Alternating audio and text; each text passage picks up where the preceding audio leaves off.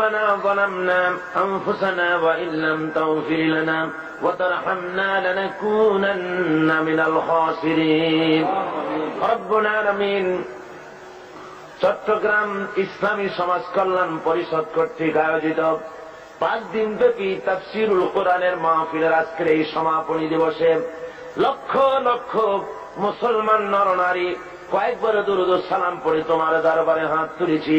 মেহেরবানি করে দুরূদ ও সালাম যখন সোনার মদিনায় নবী পাকের রওজা মুবারকে পৌঁছে দাও। তাম পৃথিবীর মাটির নিচে যত মুমিন মুমিনাত শুয়ে আছেন, আয় আল্লাহ তাদের আরো আর পরে সওয়াব পৌঁছায় দাও। রব্বুল আলামিন এই মাহফিলের আয়োজন যারা করেছেন আর শোনার জন্য যারা এসেছেন, কিয়ামতের দিন মুসিবতের সময় এ মাহফিল আমাদের সকলের জন্য নাজাতের জরিয়া বানিয়ে দিও আল্লাহ। ইয়া রব करम तू अगर करे वो बात दे जुबान को जो दिल पर असर करे। ربنا تقبل منا إنك أنت السميع العليم وتب علينا إنك أنت التواب الرحيم سبحان ربك رب العزة عما يصفون وسلام على المرسلين والحمد لله رب العالمين। محترم जनाब साहिब सदर, हजरात उलमाए किराम, सम्मानित सुधी मंडली, उपस्थित आमार दीनदार ईमानदार मुसलमान भाईरा, पर्दार आड़ालेर मा ओ बोनेरा, अस्सलामु आलाइकुम व रहमतुल्लाहि व बाराकातुहु।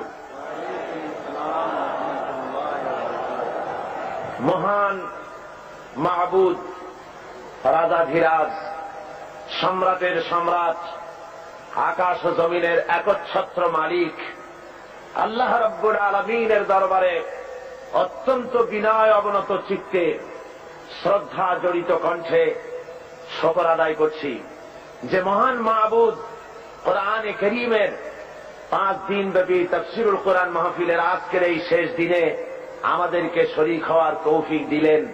স্বতঃস্ফূর্ত কণ্ঠে জোরে সোরে সবাই পড়েন আলহামদুলিল্লাহ। বন্ধুগণ, কোরআনে কারীম থেকে গত 4 দিন আপনাদের সামনে আলোচনা করা হয়েছে, আজকেও আলোচনা করা হবে ইনশাআল্লাহ। মানুষ এমন ভাবে মানুষের জনতার ঢল নেমেছে যে কোনো জায়গা নাই। এখানে স্লিপ এসেছে জনাব অধ্যাপক মুজিবুর রহমান সাহেবের, মফিজুর রহমান সাহেবের কাছে, আমি দেখলাম তাতে বলা হয়েছে এগিয়ে বসার জন্য, কিন্তু আমি তো দেখতে পাচ্ছি কালকে এগিয়ে বলার পর এগিয়ে বসছেন, আজকে তো আপনারা জায়গাগুলি নিজেরাই ভরপুর করে বসিয়েছেন। সুতরাং আপনারা যেমনে পারেন যেখানে পারেন একটু ধৈর্য ধরে আপনারা বসুন, বা যারা দাঁড়িয়ে আছেন দাঁড়িয়ে থাকুন, কি করা যাবে। আল্লাহ রাব্বুল আলামিনের কালাম থেকে যেন আমরা শুনতে পারি এবং আখেরি মুনাজাত করে আল্লাহর কাছে জীবনের আকুতি কাকুতি যেন আল্লাহর কাছে জানাতে পারি। আল্লাহ যেন তৌফিক দেন, সবাই বলুন আমিন। আজকের বরকতপূর্ণ বিশাল মাহফিল থেকে আল্লাহর কোন বান্দাকে যেন শয়তান মুনাজাত থেকে এবং আজকের এই গুরুত্বপূর্ণ আলোচনা থেকে কাউকে যেন মাহরুম করে দিতে না পারে। রাসূল পাক সাল্লাল্লাহু আলাইহি ওয়াসাল্লামের কিছু গুণাবলী, কিছু পরিচিতি কোরআনে কারীম দিচ্ছে। তিনি কি মিশন নিয়ে এসেছিলেন এবং কি দায়িত্ব তিনি পালন করেছিলেন, কি করেছিলেন তিনি, এ ব্যাপারে কোরআন শরীফের মধ্যে হুজুরের গুণাবলীর কথা, সিফাতের কথা মোট 4 জায়গায় বলা হয়েছে। এক জায়গায় বলা হয়েছে ইহুদিরা যারা হুজুরকে অবিশ্বাস করত, তাদের ধারণা ছিল যে আখিরি জামানার পয়গম্বর আমাদের গোষ্ঠীতে আমাদের বংশে হলো না কেন, একজন উম্মীদের মধ্যে তাকে কেন পাঠানো হলো, আমাদের মধ্যে হলেই তো ভালো হতো। এখন এই কথার জবাবে আল্লাহ বলছেন যে আখিরি জামানার পয়গম্বর যিনি সমস্ত রকমের নবুয়তের সব রকমের লক্ষণ শর্ত সবকিছু তার মধ্যে থাকা সত্ত্বেও তোমরা বিরোধিতা করছো কি এই কারণে যে তিনি তোমাদের বংশে জন্মগ্রহণ করেনি, তিনি তোমাদের গোত্রে আসেননি, এই কারণেই কি বিরোধিতা করছো? কোরআনে কারীম এটি এভাবে বলছে, هو الذي بعث في الأميين رسولا منهم يتلو عليهم عليهم آياته ويزكيهم ويعلمهم الكتاب والحكمة। আল্লাহ রাব্বুল আলামিন বলেন, তিনি সেই আল্লাহ যিনি উম্মীদের ভিতরে তার নবীকে রাসূলকে প্রেরণ করেছেন, মুহাম্মদ সাল্লাল্লাহু আলাইহি ওয়াসাল্লামকে প্রেরণ করেছেন, যিনি তাদেরকে আল্লাহর কিতাব পড়ে শোনাবেন এবং তাদেরকে হিকমত বিজ্ঞান শিক্ষা দিবেন আর তাদের মন মগজকে পরিশুদ্ধ করবেন। এই জন্য আল্লাহ রাব্বুল আলামিন তাকে দুনিয়ায় পাঠিয়েছেন। তার দায়িত্ব ছিল আল্লাহর কিতাব পড়ে শোনাবে। হুজুর সাল্লাল্লাহু আলাইহি ওয়াসাল্লাম তো পড়তে জানতেন না। কোরআন শরীফ যখন নাজিল হতো, হুজুর সাল্লাল্লাহু আলাইহি ওয়াসাল্লাম মুখস্থ করার জন্য খুব তাড়াহুড়ো করতেন, জিহ্বা খুব বারবার নাড়াচাড়া করতেন, যাতে করে কোনো আয়াত বাদ না পড়ে যায়। আল্লাহ রাব্বুল আলামিন হুজুরের এই তাকলিফ দেখে আল্লাহ ঘোষণা করলেন, লা তুহাররিক বিহি লিসানাকা লিতাআজালা বিহি। ও নবী, কোরআন শরীফ মুখস্থ করার জন্য এত তাড়াহুড়া করার কোনো প্রয়োজন আপনার নাই, জিহ্বাকে এত নাড়াচাড়া করার কোনো দরকার নাই। জিব্রাইল যখন আপনার প্রতি কোরআন অবতীর্ণ করেন, আপনি আমার জিব্রাইলের সাথে একবার মাত্র পড়ে নেবেন, আপনার সিনার ভিতরে গোটা কোরআন শরীফ মুখস্থ করায় দেওয়ার মালিক আমি আল্লাহ। আমি মুখস্থ করাই দেব, শুধু মুখস্থই করাবো না, আমি আপনাকে পড়ার ক্ষমতা দিয়ে দেব। আপনি তেলাওয়াত করতে পারবেন, আপনি তেলাওয়াত করে মানুষকে বুঝাতে পারবেন, সে ক্ষমতাও আমি আপনাকে দান করে দিব। এ হলো এক জায়গায়। 2 নম্বরে আরেক জায়গায় আল্লাহ রসুলকে বলছেন, মুনাফিক এবং দুর্বল চিত্ত লোক যারা, তাদের এই অনুমতি দেওয়ার জন্য যে মুহাম্মদ সাল্লাল্লাহু আলাইহি সাল্লামকে আমি তোমাদের মধ্যে পাঠিয়ে দিয়ে তোমাদের প্রতি আমি বিরাট এহসান করেছি, আমি তোমাদের জন্য বিরাট এহসান করেছি যে নবী তোমাদের মধ্যে আমি পাঠিয়েছি। কোরআনে কারীম বলতেছেন এই কথাটি এভাবে, ওয়ালাম লাকাদ মান্নাল্লাহু আলাল মুমিনিনা ইয বা'আসা ফীহিম রাসূলাম মিন আনফুসিহিম ইয়াতলু আলাইহিম আয়াতিহি ويزكيهم ويعلمهم الكتاب والحكمة। আমি আল্লাহ রাব্বুল আলামিন মুমিনদের উপরে যথার্থ অনুগ্রহ করেছেন। আল্লাহ মুমিনদের প্রতি যথার্থ অনুগ্রহ করেছেন যে তিনি মুমিনদের ভেতরেই আল্লাহ রাব্বুল আলামিন মানুষের মধ্য থেকে একজন পয়গম্বর পাঠিয়েছেন এবং তাকে দিয়ে কিতাব শিক্ষা দিয়েছেন, তাদের ব্রেনকে, তাদের মন মগজকে পরিশুদ্ধ করেছেন এবং তাদেরকে কিতাব এবং হিকমত শিক্ষা দিয়েছেন। তৃতীয় আরেকটি জায়গায় আল্লাহ বলেন, কামা আরসালনা ফীকুম রাসূলাম মিনকুম ইয়াতলু আলাইকুম আয়াতিনা ويزكيهم ويعلمكم ما لم تكونوا تعلمون। নবীকে পাঠিয়েছি তোমাদের জন্য এই জন্য যে তিনি তোমাদের কিতাব শিখাবেন, তিনি তোমাদের হিকমত দিবেন, তিনি তোমাদের বিজ্ঞান চর্চা করাবেন, তিনি তোমাদেরকে মগজ, তোমাদের ব্রেন পরিশুদ্ধ করবেন এবং তোমাদেরকে সেই কথা জানাবেন যে কথা তোমরা জানো না। অর্থাৎ তোমাদের কাছে সেই জ্ঞান নাই যেই জ্ঞান দিয়ে এই পৃথিবীর বুকে তোমরা শান্তি লাভ করতে পারবে এই ইহকালীন জীবনে এবং পরকালীন জীবনে, ব্যক্তিতে, পরিবারে ও সমাজে কোথাও তোমরা তোমাদের জীবনের পূর্ণাঙ্গ শান্তি পেতে পারবে না যতক্ষণ পর্যন্ত মুহাম্মদ রাসূলুল্লাহ সাল্লাল্লাহু আলাইহি ওয়াসাল্লামের অনুকরণ তোমরা না করো। ভাইরা আমার, সরওয়ারে কায়নাত সাল্লাল্লাহু আলাইহি ওয়াসাল্লাম তিনি তার নিজের জীবনকে মানুষের সামনে তুলে ধরেছিলেন। তার চরিত্র ছিল কোরআনের চরিত্র। মুহাম্মদ সাল্লাল্লাহু আলাইহি ওয়াসাল্লামের চরিত্র কিসের চরিত্র ছিল বলুন? হযরতে আয়েশা সিদ্দিকা রাদিয়াল্লাহু তাআলা আনহার খেদমতে কিছু বহিরাগত সাহাবী এসে জিজ্ঞেস করেছিলেন, মা আয়েশা, আপনি আমাদেরকে বলেন হুজুর সাল্লাল্লাহু আলাইহি ওয়াসাল্লামের চরিত্র কেমন, তার আখলাক সম্পর্কে আমারে কিছু শোনান।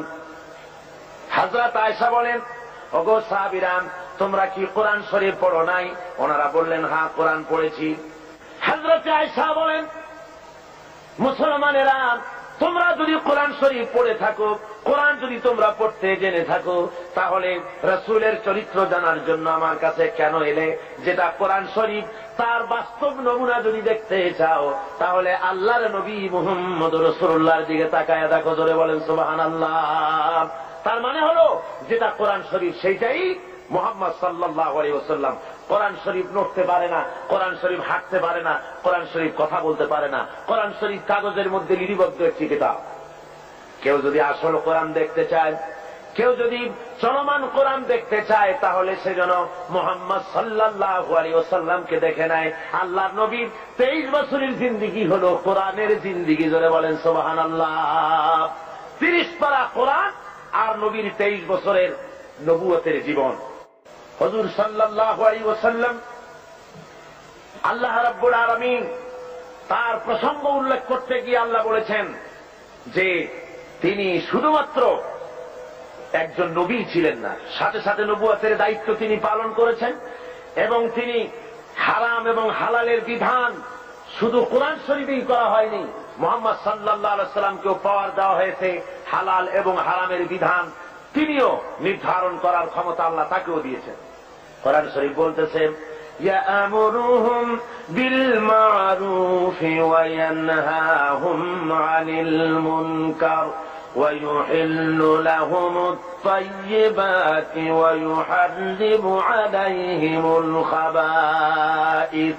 আল্লাহ রাব্বুল আলামিন বলেন, তিনি মানুষকে ভালো কাজের জন্য আদেশ দেন আর মন্দ কাজ থেকে ফিরায় রাখেন, আর হালাল এবং হারাম জিনিসগুলি তিনি বেছে দেন, নির্ধারণ করে দেন। সুতরাং কোরআন শরীফের মধ্যে হালাল হারামের বিধান আল্লাহ যা দিয়েছেন এখানেই শেষ নয়, মুহাম্মদ সাল্লাল্লাহু আলাইহি ওয়াসাল্লামকেও আল্লাহ রাব্বুল আলামিন লেজিসলেটিভ পাওয়ার তাকেও দান করেছেন, অর্থাৎ আইন তৈরি করার তিনি শারেঈ ছিলেন, শরীয়ত প্রণয়নকারীও ছিলেন। জোরে বলেন সুবহানাল্লাহ। বিরাট ক্ষমতা আল্লাহ তাকে দান করে দিয়েছিলেন। মুহাম্মদ আল্লাহর কথা মানা যেমন ফরজ, মুহাম্মদ সাল্লাল্লাহু আলাইহি ওয়াসাল্লামের কথা মানা সুন্নত না নফল? বলেন তো কি? আপনারা তাহলে নিশ্চয়ই বুঝতে পেরেছেন। মুহাম্মদ সাল্লাল্লাহু আলাইহি ওয়াসাল্লামের কথা মানা শুধু নফল নয়, সুন্নত শুধু নয়, বরং আরো বেশি। আল্লাহর কথা মানা যেমন ফরজ, মুহাম্মদ সাল্লাল্লাহু আলাইহি ওয়াসাল্লামের কথা মানা তেমন ফরজ। কেমন করে হলো তা? হয়েছে এইভাবে, আল্লাহ রাব্বুল আলামিন তিনি ঘোষণা করেছেন, ওয়ামা আতাকুমুর রাসূলু ফাখুযুহু ওয়ামা নাহাকুম আনহু ফান্তাহু। তোমাদের রাসূল তোমাদের জন্য যা আনয়ন করেছেন, তিনি যা তোমাদেরকে দিয়েছেন তা তোমরা গ্রহণ করো, আর যা নিষেধ করেছেন তার থেকে তোমরা ফিরে থাকো। তার অর্থ হলো মুহাম্মদ সাল্লাল্লাহু আলাইহি ওয়াসাল্লাম যা আদেশ করেছেন তা মানা ফরজ, আল্লাহর হুকুম অনুযায়ী। কার হুকুম অনুযায়ী ফরজ? আর হুজুর যা নিষেধ করেছেন তার থেকে ফিরে থাকা, আল্লাহর হুকুম অনুযায়ী তার থেকে ফিরে থাকা কি? ফরজ। রাসূল যেটা নিষেধ করেছেন তা করা হারাম, যা আদেশ করেছেন তা পালন করা ফরজ। কথা বুঝে আসছে ভাইরা আমার? আল্লাহ তার রাসূলকে এভাবে করে ক্ষমতা দিয়ে দিলেন, তাকে বিচারক হিসাবে আল্লাহ বানাইছেন দুনিয়ার ভিতরে। সোশ্যাল জাস্টিস, সামাজিক সুবিচার প্রতিষ্ঠার জন্য আল্লাহ তার দায়িত্ব দিলেন। আল্লাহ বলছেন, ইন্না আনজালনা ইলাইকাল কিতাবা বিল হাক্কি লিতাহকুমা বাইনান নাসি বিমা আরাকাল্লাহ। হে নবী, আমি সত্য সহকারে আপনাকে পাঠিয়েছি, আপনি আপনার উপরে যে কিতাব অবতীর্ণ করেছি সেই কিতাব দিয়ে আপনি মানুষের উপরে বিচার ফায়সালা করবেন, আর মানুষের সামনে আপনি আমার কোরআন দিয়ে বিচার ফায়সালা করবেন, যেটা আমি আপনার প্রতি অবতীর্ণ করেছি। আল্লাহর আইন দিয়ে মানুষের উপরে শান্তি প্রতিষ্ঠা কিভাবে হতে পারবে সেটা আপনি আমার কোরআন দিয়ে মানুষের সামনে সেট করবেন। সুতরাং মুহাম্মদ সাল্লাল্লাহু আলাইহি ওয়াসাল্লাম যে ফায়সালা দিয়েছেন, যে আইন দিয়েছেন মানুষের চলার ব্যাপারে, অর্থনীতি, সমাজনীতি, রাজনীতি, এমন কোন ব্যাপার নাই যে ব্যাপারে হুজুর কথা বলেননি। হুজুরের ফয়সালা যদি কেউ না মানে, মুসলমান দাবি করার পর যে ব্যক্তি পড়ল লা ইলাহা ইল্লাল্লাহ, লা ইলাহা ইল্লাল্লাহ, লা ইলাহা ইল্লাল্লাহু মুহাম্মাদুর রাসূলুল্লাহ, তার দায়িত্ব হলো, মুমিনের দায়িত্ব হলো রাসূলের হুকুম শুনলো আর সাথে সাথে মাথা পেতে দেবে। কোরআন শরীফ বলছে, إنما كان قول المؤمنين إذا دعوا إلى الله ورسوله ليحكم بينهم أن يقولوا سمعنا وأطعنا। মুমিনদেরকে যখন আল্লাহ এবং তার রাসূলের দিকে ডাকা হয়, আল্লাহ এবং রাসূলের পক্ষ থেকে কোন অর্ডার দেওয়া হয়, তখন মুমিন যারা তারা আল্লাহর মীমাংসা এবং তার রাসূলের দেওয়া ফয়সালা মেনে নেবে, আর শোনার সাথে সাথে বলবে সামি'না ওয়া আতা'না, শুনলাম এবং আনুগত্যের মস্তককে অবনত করে দিলাম। এটা হলো মুমিনের কাজ। আর মুনাফিক কি করে? আল্লাহ বলেন, শোনো, মুনাফিক কারা?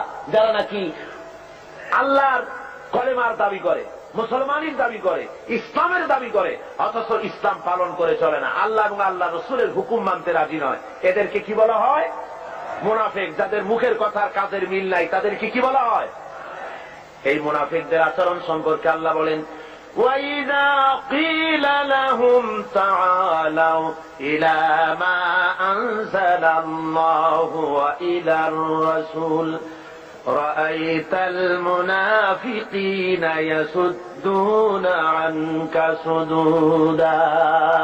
আল্লাহ রাব্বুল আলামিন বলেন, যখন এই লোকদেরকে ডাকা হয় আল্লাহ এবং আল্লাহ রাসূলের দিকে, তখন যারা মুনাফিক তাদেরকে তুমি দেখতে পাবে তারা আস্তে করে কেটে পড়বে। মুনাফিকরা কেটে পড়ে, তারা বলে কি আর শুনতে, তারা যখনই আল্লাহ এবং আল্লাহ রাসূলের হুকুম শোনে তখন তারা বলে যে ধর্ম হলো এটা ব্যক্তিগত ব্যাপার, এটা আমার ইচ্ছা মানি বা ইচ্ছা হয় না মানি, তা নিয়ে এত বাড়াবাড়ি করার কি দরকার। ওরা বলে যে কোরআন শরীফে আছে লা ইকরাহা ফিদ্দীন, ধর্মের ব্যাপারে বাড়াবাড়ি নাই, সুতরাং তোমার কাজ তুমি করো, আমার কাজ আমি করি। এই কথা তারা নিজেরা বলতে থাকে। আসলে যখন একটি মানুষ কলেমা পড়ে মুসলমান হয়, তখন তার অধিকার নাই যে তার ইচ্ছে মতো ব্যক্তিগতভাবে ধর্ম পালন করবে আর বলবে এটা আমার ইচ্ছার উপরে নির্ভর করে, এমন কথা কেউ বলতে পারবে না। প্রত্যেকটি মুসলমানকে মুহাম্মদ সাল্লাল্লাহু আলাইহি ওয়াসাল্লাম যে কথা বলেছেন, আল্লাহ এবং তার রাসূলের কথার সামনে মাথা নত করে দিতেই হবে। একজন সাহাবী আর একজন ইহুদি রাসূল পাক সাল্লাল্লাহু আলাইহি ওয়াসাল্লামের কাছে এসেছিলেন। এসে ওই ইহুদি মুসলমানের বিরুদ্ধে নালিশ করেছে আল্লাহ নবীর দরবারে। নবীজি সব শুনে ফয়সালা দিলেন ইহুদির সপক্ষে। মুসলমান ব্যক্তি অসন্তুষ্ট হয়ে চলে গেলেন হযরত ওমরের কাছে, গিয়ে বললেন, ভাই ওমর, আমি আপনার কাছে এসেছি একটা বিচারের সানি করার জন্য। তো বলে, প্রথমে কার কাছে গিয়েছিলে? গিয়েছিলাম মুহাম্মদ সাল্লাল্লাহু আলাইহি ওয়াসাল্লামের কাছে। ইহুদির সাথে আমার সাথে একটা ব্যাপার নিয়ে ঝগড়া হয়েছে, কিন্তু মুহাম্মদ সাল্লাল্লাহু আলাইহি ওয়াসাল্লাম সেটা শুনিয়া রায় দিলেন ইহুদির পক্ষে, অথচ আমি মুসলমান, আমি নামাজ পড়ি, আমি চাঁদা দেই, আমি জিহাদে যাই, অথচ আমার পক্ষে রায় দেওয়া হলো না। বলুন তো দেখি কেমন কথা। আল্লাহ আপনাকে বড় রাজনৈতিক জ্ঞান দান করেছেন, আপনি আমার এই ফয়সালাটা করে দেন। হযরত ওমর বললেন, আল্লাহর বান্দা, অপেক্ষা করো, আমি তোমার ফয়সালা করে দিতেছি। বাড়ির মধ্যে ঢুকলেন, একটা তরবারি নিয়ে এলেন। তরবারিটা খাপ থেকে বের করে হযরত ওমর বললেন, আল্লাহর বান্দা শোনো, যে ব্যক্তি মুহাম্মদ সাল্লাল্লাহু আলাইহি ওয়াসাল্লাম ফয়সালা করে দেওয়ার পর নিজেকে মুসলমান দাবি করে আর তারপরে সেই ফয়সালা মেনে নিতে পারে না, দ্বিধা দ্বন্দ্বে ভোগে অথবা তার স্থানী করতে আসে, ওই লোকের ফয়সালা এইরকম করে দিতে হয়। তরবারি দিয়ে আঘাত করলেন, লোকটা দুই টুকরা হয়ে জমিনের উপরে পড়ে গেল। সারা এলাকায় খবর হলো হযরত ওমর মুসলমান হত্যা করেছেন। ভাইরা আমার, আল্লাহ রাব্বুল আলামিন বলে দিলেন, কোরআনে কারীমের আয়াত নাযিল হয়ে গেল, ফালা ওয়া রাব্বিকা লা ইউমিনুনা হাত্তা ইউহাক্কিমুকা ফীমা শাজারা বাইনাহুম ثم لا يجدوا في أنفسهم حرجا مما قضيت ويسلموا تسليما। হে নবী, আপনার আল্লাহর কসম, আপনার রবের কসম, সে ব্যক্তি মুমিন নয়, যে ব্যক্তি আপনি ফয়সালা দেওয়ার পর, আপনি সিদ্ধান্ত দেওয়ার পর ওই সিদ্ধান্ত মেনে নিতে এতটুকুন দ্বিধা দ্বন্দ্বে ভোগে, মানতে পারে না, সন্দেহ পোষণ করে, আপনার আল্লাহর কসম সে ব্যক্তি মুমিন না। আল্লাহ রাব্বুল আলামিন জানিয়ে দিলেন, নবী গো, আপনি বলে দেন হযরত ওমর কোন মুসলমান হত্যা করেনি, হযরত ওমর যাকে হত্যা করেছে সে হলো মুনাফিক। আল্লাহ সেই বিচারে খুশি হয়ে গেছেন। কলেমা পড়ার পর, মুসলমান দাবি করার পর আল্লাহর দেওয়া অর্থনীতি, সমাজনীতি, রাজনীতি যারা মানতে রাজি না, ওদেরকে এই জমিনে বসবাস করার কোন অধিকার আল্লাহ দিতে চান না। অর্থাৎ মুনাফিক হওয়া চলবে না। দুটো পথ আছে, হয় কাফের হও, না হয় মুমিন হও, মাঝখানে থাকতে পারবে না, মুনাফিক হতে পারবে না। দুই পথের যে পথে খুশি সে পথে চলে যাও, হয় ইসলামকে বাদ দাও, ইসলাম পছন্দ হয় না, আল্লাহ পছন্দ হয় না, রাসূল পছন্দ হয় না, চলে যাও, বেরিয়ে যাও। আছে না এমন? আছে না লোকজন ইসলাম ভালো লাগে না, ইসলাম পছন্দ হয় না, আবার তারা বলে কয় যে জনগণের কোমল হৃদয়, তাদেরকে তাদের কোমল ভাব অনুভূতিকে ধর্মের নামে রাজনীতি করে ব্যবহার করা হয়। জনগণের হৃদয় তো কোমল থাকবেই, কোমল হওয়া স্বাভাবিক, নরম হওয়া স্বাভাবিক, যেহেতু জনগণ হলো ইমানদার, দ্বীনদার। আর যারা এই কথা বলে তারা জেনাকার, মদখোর, বদমাশ, কলিজা কঠিন, তাই কোরআনের আওয়াজ তাদের কলিজায় পৌঁছায় না। ভাইরা আমার, সুতরাং আল্লাহ রাব্বুল আলামিন এই লোকগুলি আল্লাহ সম্পর্কে তাদের কথা হলো যে আল্লাহর আইন, এমনি মুসলমান তারা দাবি করবে কিন্তু কোরআন মানতে রাজি না। কোরআন আল্লাহর কিতাব মানবে কিন্তু কোরআনের আইন মানতে রাজি না, রাসূলের কথা মানতে রাজি না। আল্লাহ রাসূলকে ছেড়ে দিয়ে কার্ল মার্কসের গোলাম হবে, মুহাম্মদ সাল্লাল্লাহু আলাইহি ওয়াসাল্লামকে বাদ দিয়ে লেনিনের গোলাম হবে, পছন্দ হয়, কিন্তু রাসূলের গোলামি পছন্দ হয় না। যদি তাই হয় অবস্থা, তাহলে আল্লাহ নোটিশ দিয়েছেন। কি দিয়েছেন বলুন? কি দিয়েছেন?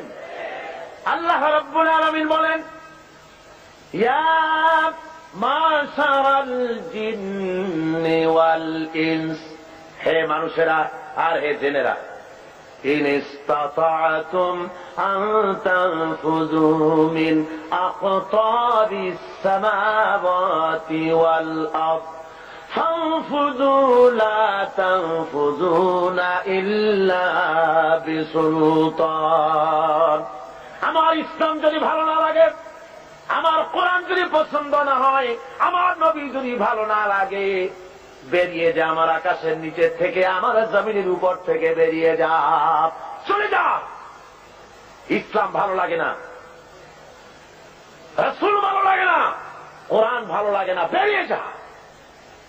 এমন দেশে যাও, যদি সম্ভব করতে পারো এমন দেশে চলে যাও যেই দেশে আমার সূর্য নাই, যে দেশে আমার চাঁদ নাই, যে দেশে আমার বাতাস নাই, যে দেশে আমার পানি নাই, যে দেশে আমার অক্সিজেন নাই, এমন কোন দেশ যদি পাও সে দেশে চলে যাও। আছে নাকি এমন কোন দেশ?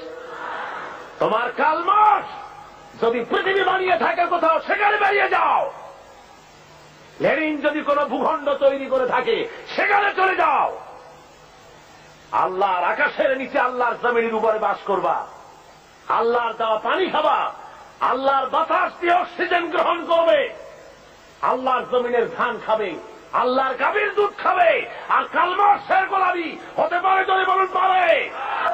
রাসূলে পাক জোরে বলেন সাল্লাল্লাহু আলাইহি ওয়াসাল্লাম স্পষ্টভাবে ঘোষণা করেছেন, লা ইউমিনু আহাদুকুম হাত্তা ইয়াকুনা হাওয়াহু তাবআন লিমা জিতু বিহি।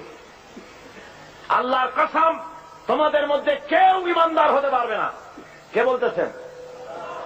আল্লাহ রাসূল বলছেন, তোমাদের ভিতরে কেউ ঈমানদার হতে পারবে না ততক্ষণ পর্যন্ত, যতক্ষণ পর্যন্ত তারা নিজেদের প্রবৃত্তি কর্তৃক পরিচালিত হতে থাকবে এবং আমি যে জিনিস নিয়ে এসেছি তার অনুসরণকারী না হবে, ততক্ষণ পর্যন্ত মুমিন হতে পারবে না। আমি যা এনেছি আল্লাহর কাছে থেকে সেটা অনুসরণ করা লাগবে। আমি যে অর্থনীতি দিয়েছি, রাসূল যে অর্থনীতি দিয়েছেন, রাসূল যে সমাজনীতি দিয়েছেন, রাসূল যে রাষ্ট্রনীতি দিয়েছেন, রাসূল যে পথ দেখিয়েছেন, এই পথ যদি না মানে, রাসূল বলেছেন কখনো মুমিন হতে পারবে না। কে বলেছেন? আল্লাহর নবী বলেছেন। সুতরাং মুমিন মুসলমান যারা, তাদেরকে আল্লাহর দেওয়া বিধান অনুযায়ী আল্লাহর রাসূলের আনুগত্যের সামনে মাথা নত করে দিতে হবে। কি জন্য দিতে হবে? আল্লাহর হুকুম অনুযায়ী। আল্লাহ রাব্বুল আলামিন বলেন, ওয়া মা আরসালনা মির রাসূলিন ইল্লা লিয়ুতা'a বিইذনিল্লাহ। আমি যে রসুলই পাঠিয়েছি তাকে আনুগত্য করার জন্যই পাঠিয়েছি, আর তা আল্লাহর হুকুমে।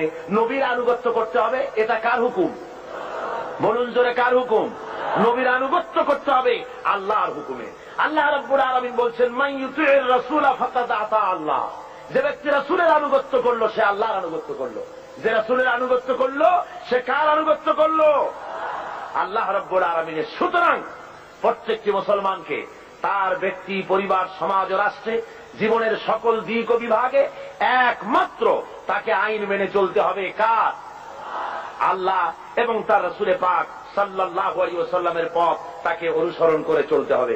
এই জন্য আল্লাহ বলছেন, আতিউল্লাহ ওয়া আতিউর রাসূল। তোমরা আল্লাহর, কুল আতিউল্লাহ ওয়া রাসূল, আল্লাহ এবং রাসূলের আনুগত্য করো, তোমার জীবনের মুক্তি এই পথে। এই পথ ছাড়া তোমার জীবনের আর কোনো মুক্তি হতে পারে না। আজকে মানুষের জন্য অর্থনৈতিক মুক্তি, লোকেরা মনে করে ইসলাম হলো একটি ধর্ম মাত্র। ইসলাম কি শুধুমাত্র একটি ধর্ম? এই কথা ছড়ানো হচ্ছে তথাকথিত প্রগতবাদী, নাস্তিক্যবাদীর ধ্বজাধারীরা। তারা চতুর্দিকে ছড়াচ্ছে ইসলাম হলো শুধুমাত্র একটি ধর্ম, এতে আছে শুধু নামাজ, রোজা, হজ, যাকাতের কথা, অর্থনৈতিক কোনো বক্তব্য নাই। সুতরাং ধর্মের দিক থেকে আমরা নামাজ, রোজা ঠিকই করবো আল্লাহ, কিন্তু অর্থনৈতিক মুক্তির জন্য কার্ল মার্কসের কাছে যাওয়া ছাড়া আমাদের কোনো পথ নাই, সমাজতন্ত্র করা ছাড়া কোনো পথ নাই। এই কথা তারা বলে বেড়াচ্ছে এবং আমাদের যুবকদেরকে তারা সর্বনাশ করতেছে। বলুন ঠিক কিনা? আপনারা আমাকে বলেন, এ কোরআন শরীফে আল্লাহ কি অর্থনৈতিক বক্তব্য রাখেন নাই? রাজনৈতিক বক্তব্য নাই? সমাজনীতির বক্তব্য নাই? সব এর মধ্যে ভরা আছে। কিন্তু দুঃখের বিষয়, আমার কলেজ, ইউনিভার্সিটির ছাত্রগুলি যারা ওখানে পড়াশোনা করছে তার একটি অংশকে আজকে তাদেরকে বিরুদ্ধে নিয়ে নেওয়া হয়েছে। তারা আমার ঘরের ছেলে, অথচ ইসলামকে তারা মুসলমানদের বলে ধর্মান্ধ। মুসলমানদের কি বলে? ধর্মান্ধ। আর ওরা হয়েছে প্রগতিবাদী, প্রগতিশীল।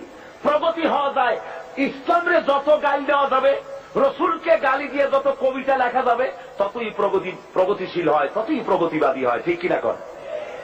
সুতরাং আপনার আমার ছেলেকে যারা ধ্বংস করলো, নষ্ট করলো, ওদের চেনার দরকার আছে না? ধরে বলেন, ওদের চেনার দরকার নাই? কারা আমার ছেলে নষ্ট করলো? আমার ওই ছেলে ইউনিভার্সিটি, কলেজে আজকে যারা লেনিন এবং মার্কসের গোলাম হয়েছে, এই ছেলেগুলি তো আমার ছেলে ছিল, আপনার ছেলে ছিল, আমার ভাইয়ের ছেলে ছিল। এই ছেলেগুলিকে কারা নষ্ট করলো? নষ্ট করেছে ইউনিভার্সিটি এবং কলেজের তথাকথিত এক শ্রেণীর প্রফেসরেরা। সব না, এক শ্রেণীর শিক্ষকরা। কোন শ্রেণী? যেই শ্রেণীর শিক্ষকরা মস্কো থেকে ট্রেনিং পেয়েছে, পেন্টাগনের ট্রেনিং পেয়েছে, পিকিং এর ট্রেনিং পেয়েছে, শান্তিনিকেতন থেকে মগজ ধোলাই করে পাঠিয়ে দেওয়া হয়েছে চট্টগ্রাম ইউনিভার্সিটিতে, পাঠানো হয়েছে রাজশাহী ইউনিভার্সিটিতে, পাঠানো হয়েছে ঢাকা ইউনিভার্সিটিতে। বিভিন্ন ইউনিভার্সিটি থেকে বসে এসব অধ্যাপক, শিক্ষক নামের কলঙ্ক আমার দেশের হাজার হাজার ছেলেকে বেঈমান বানিয়ে দিল। বলুন ঠিক কিনা?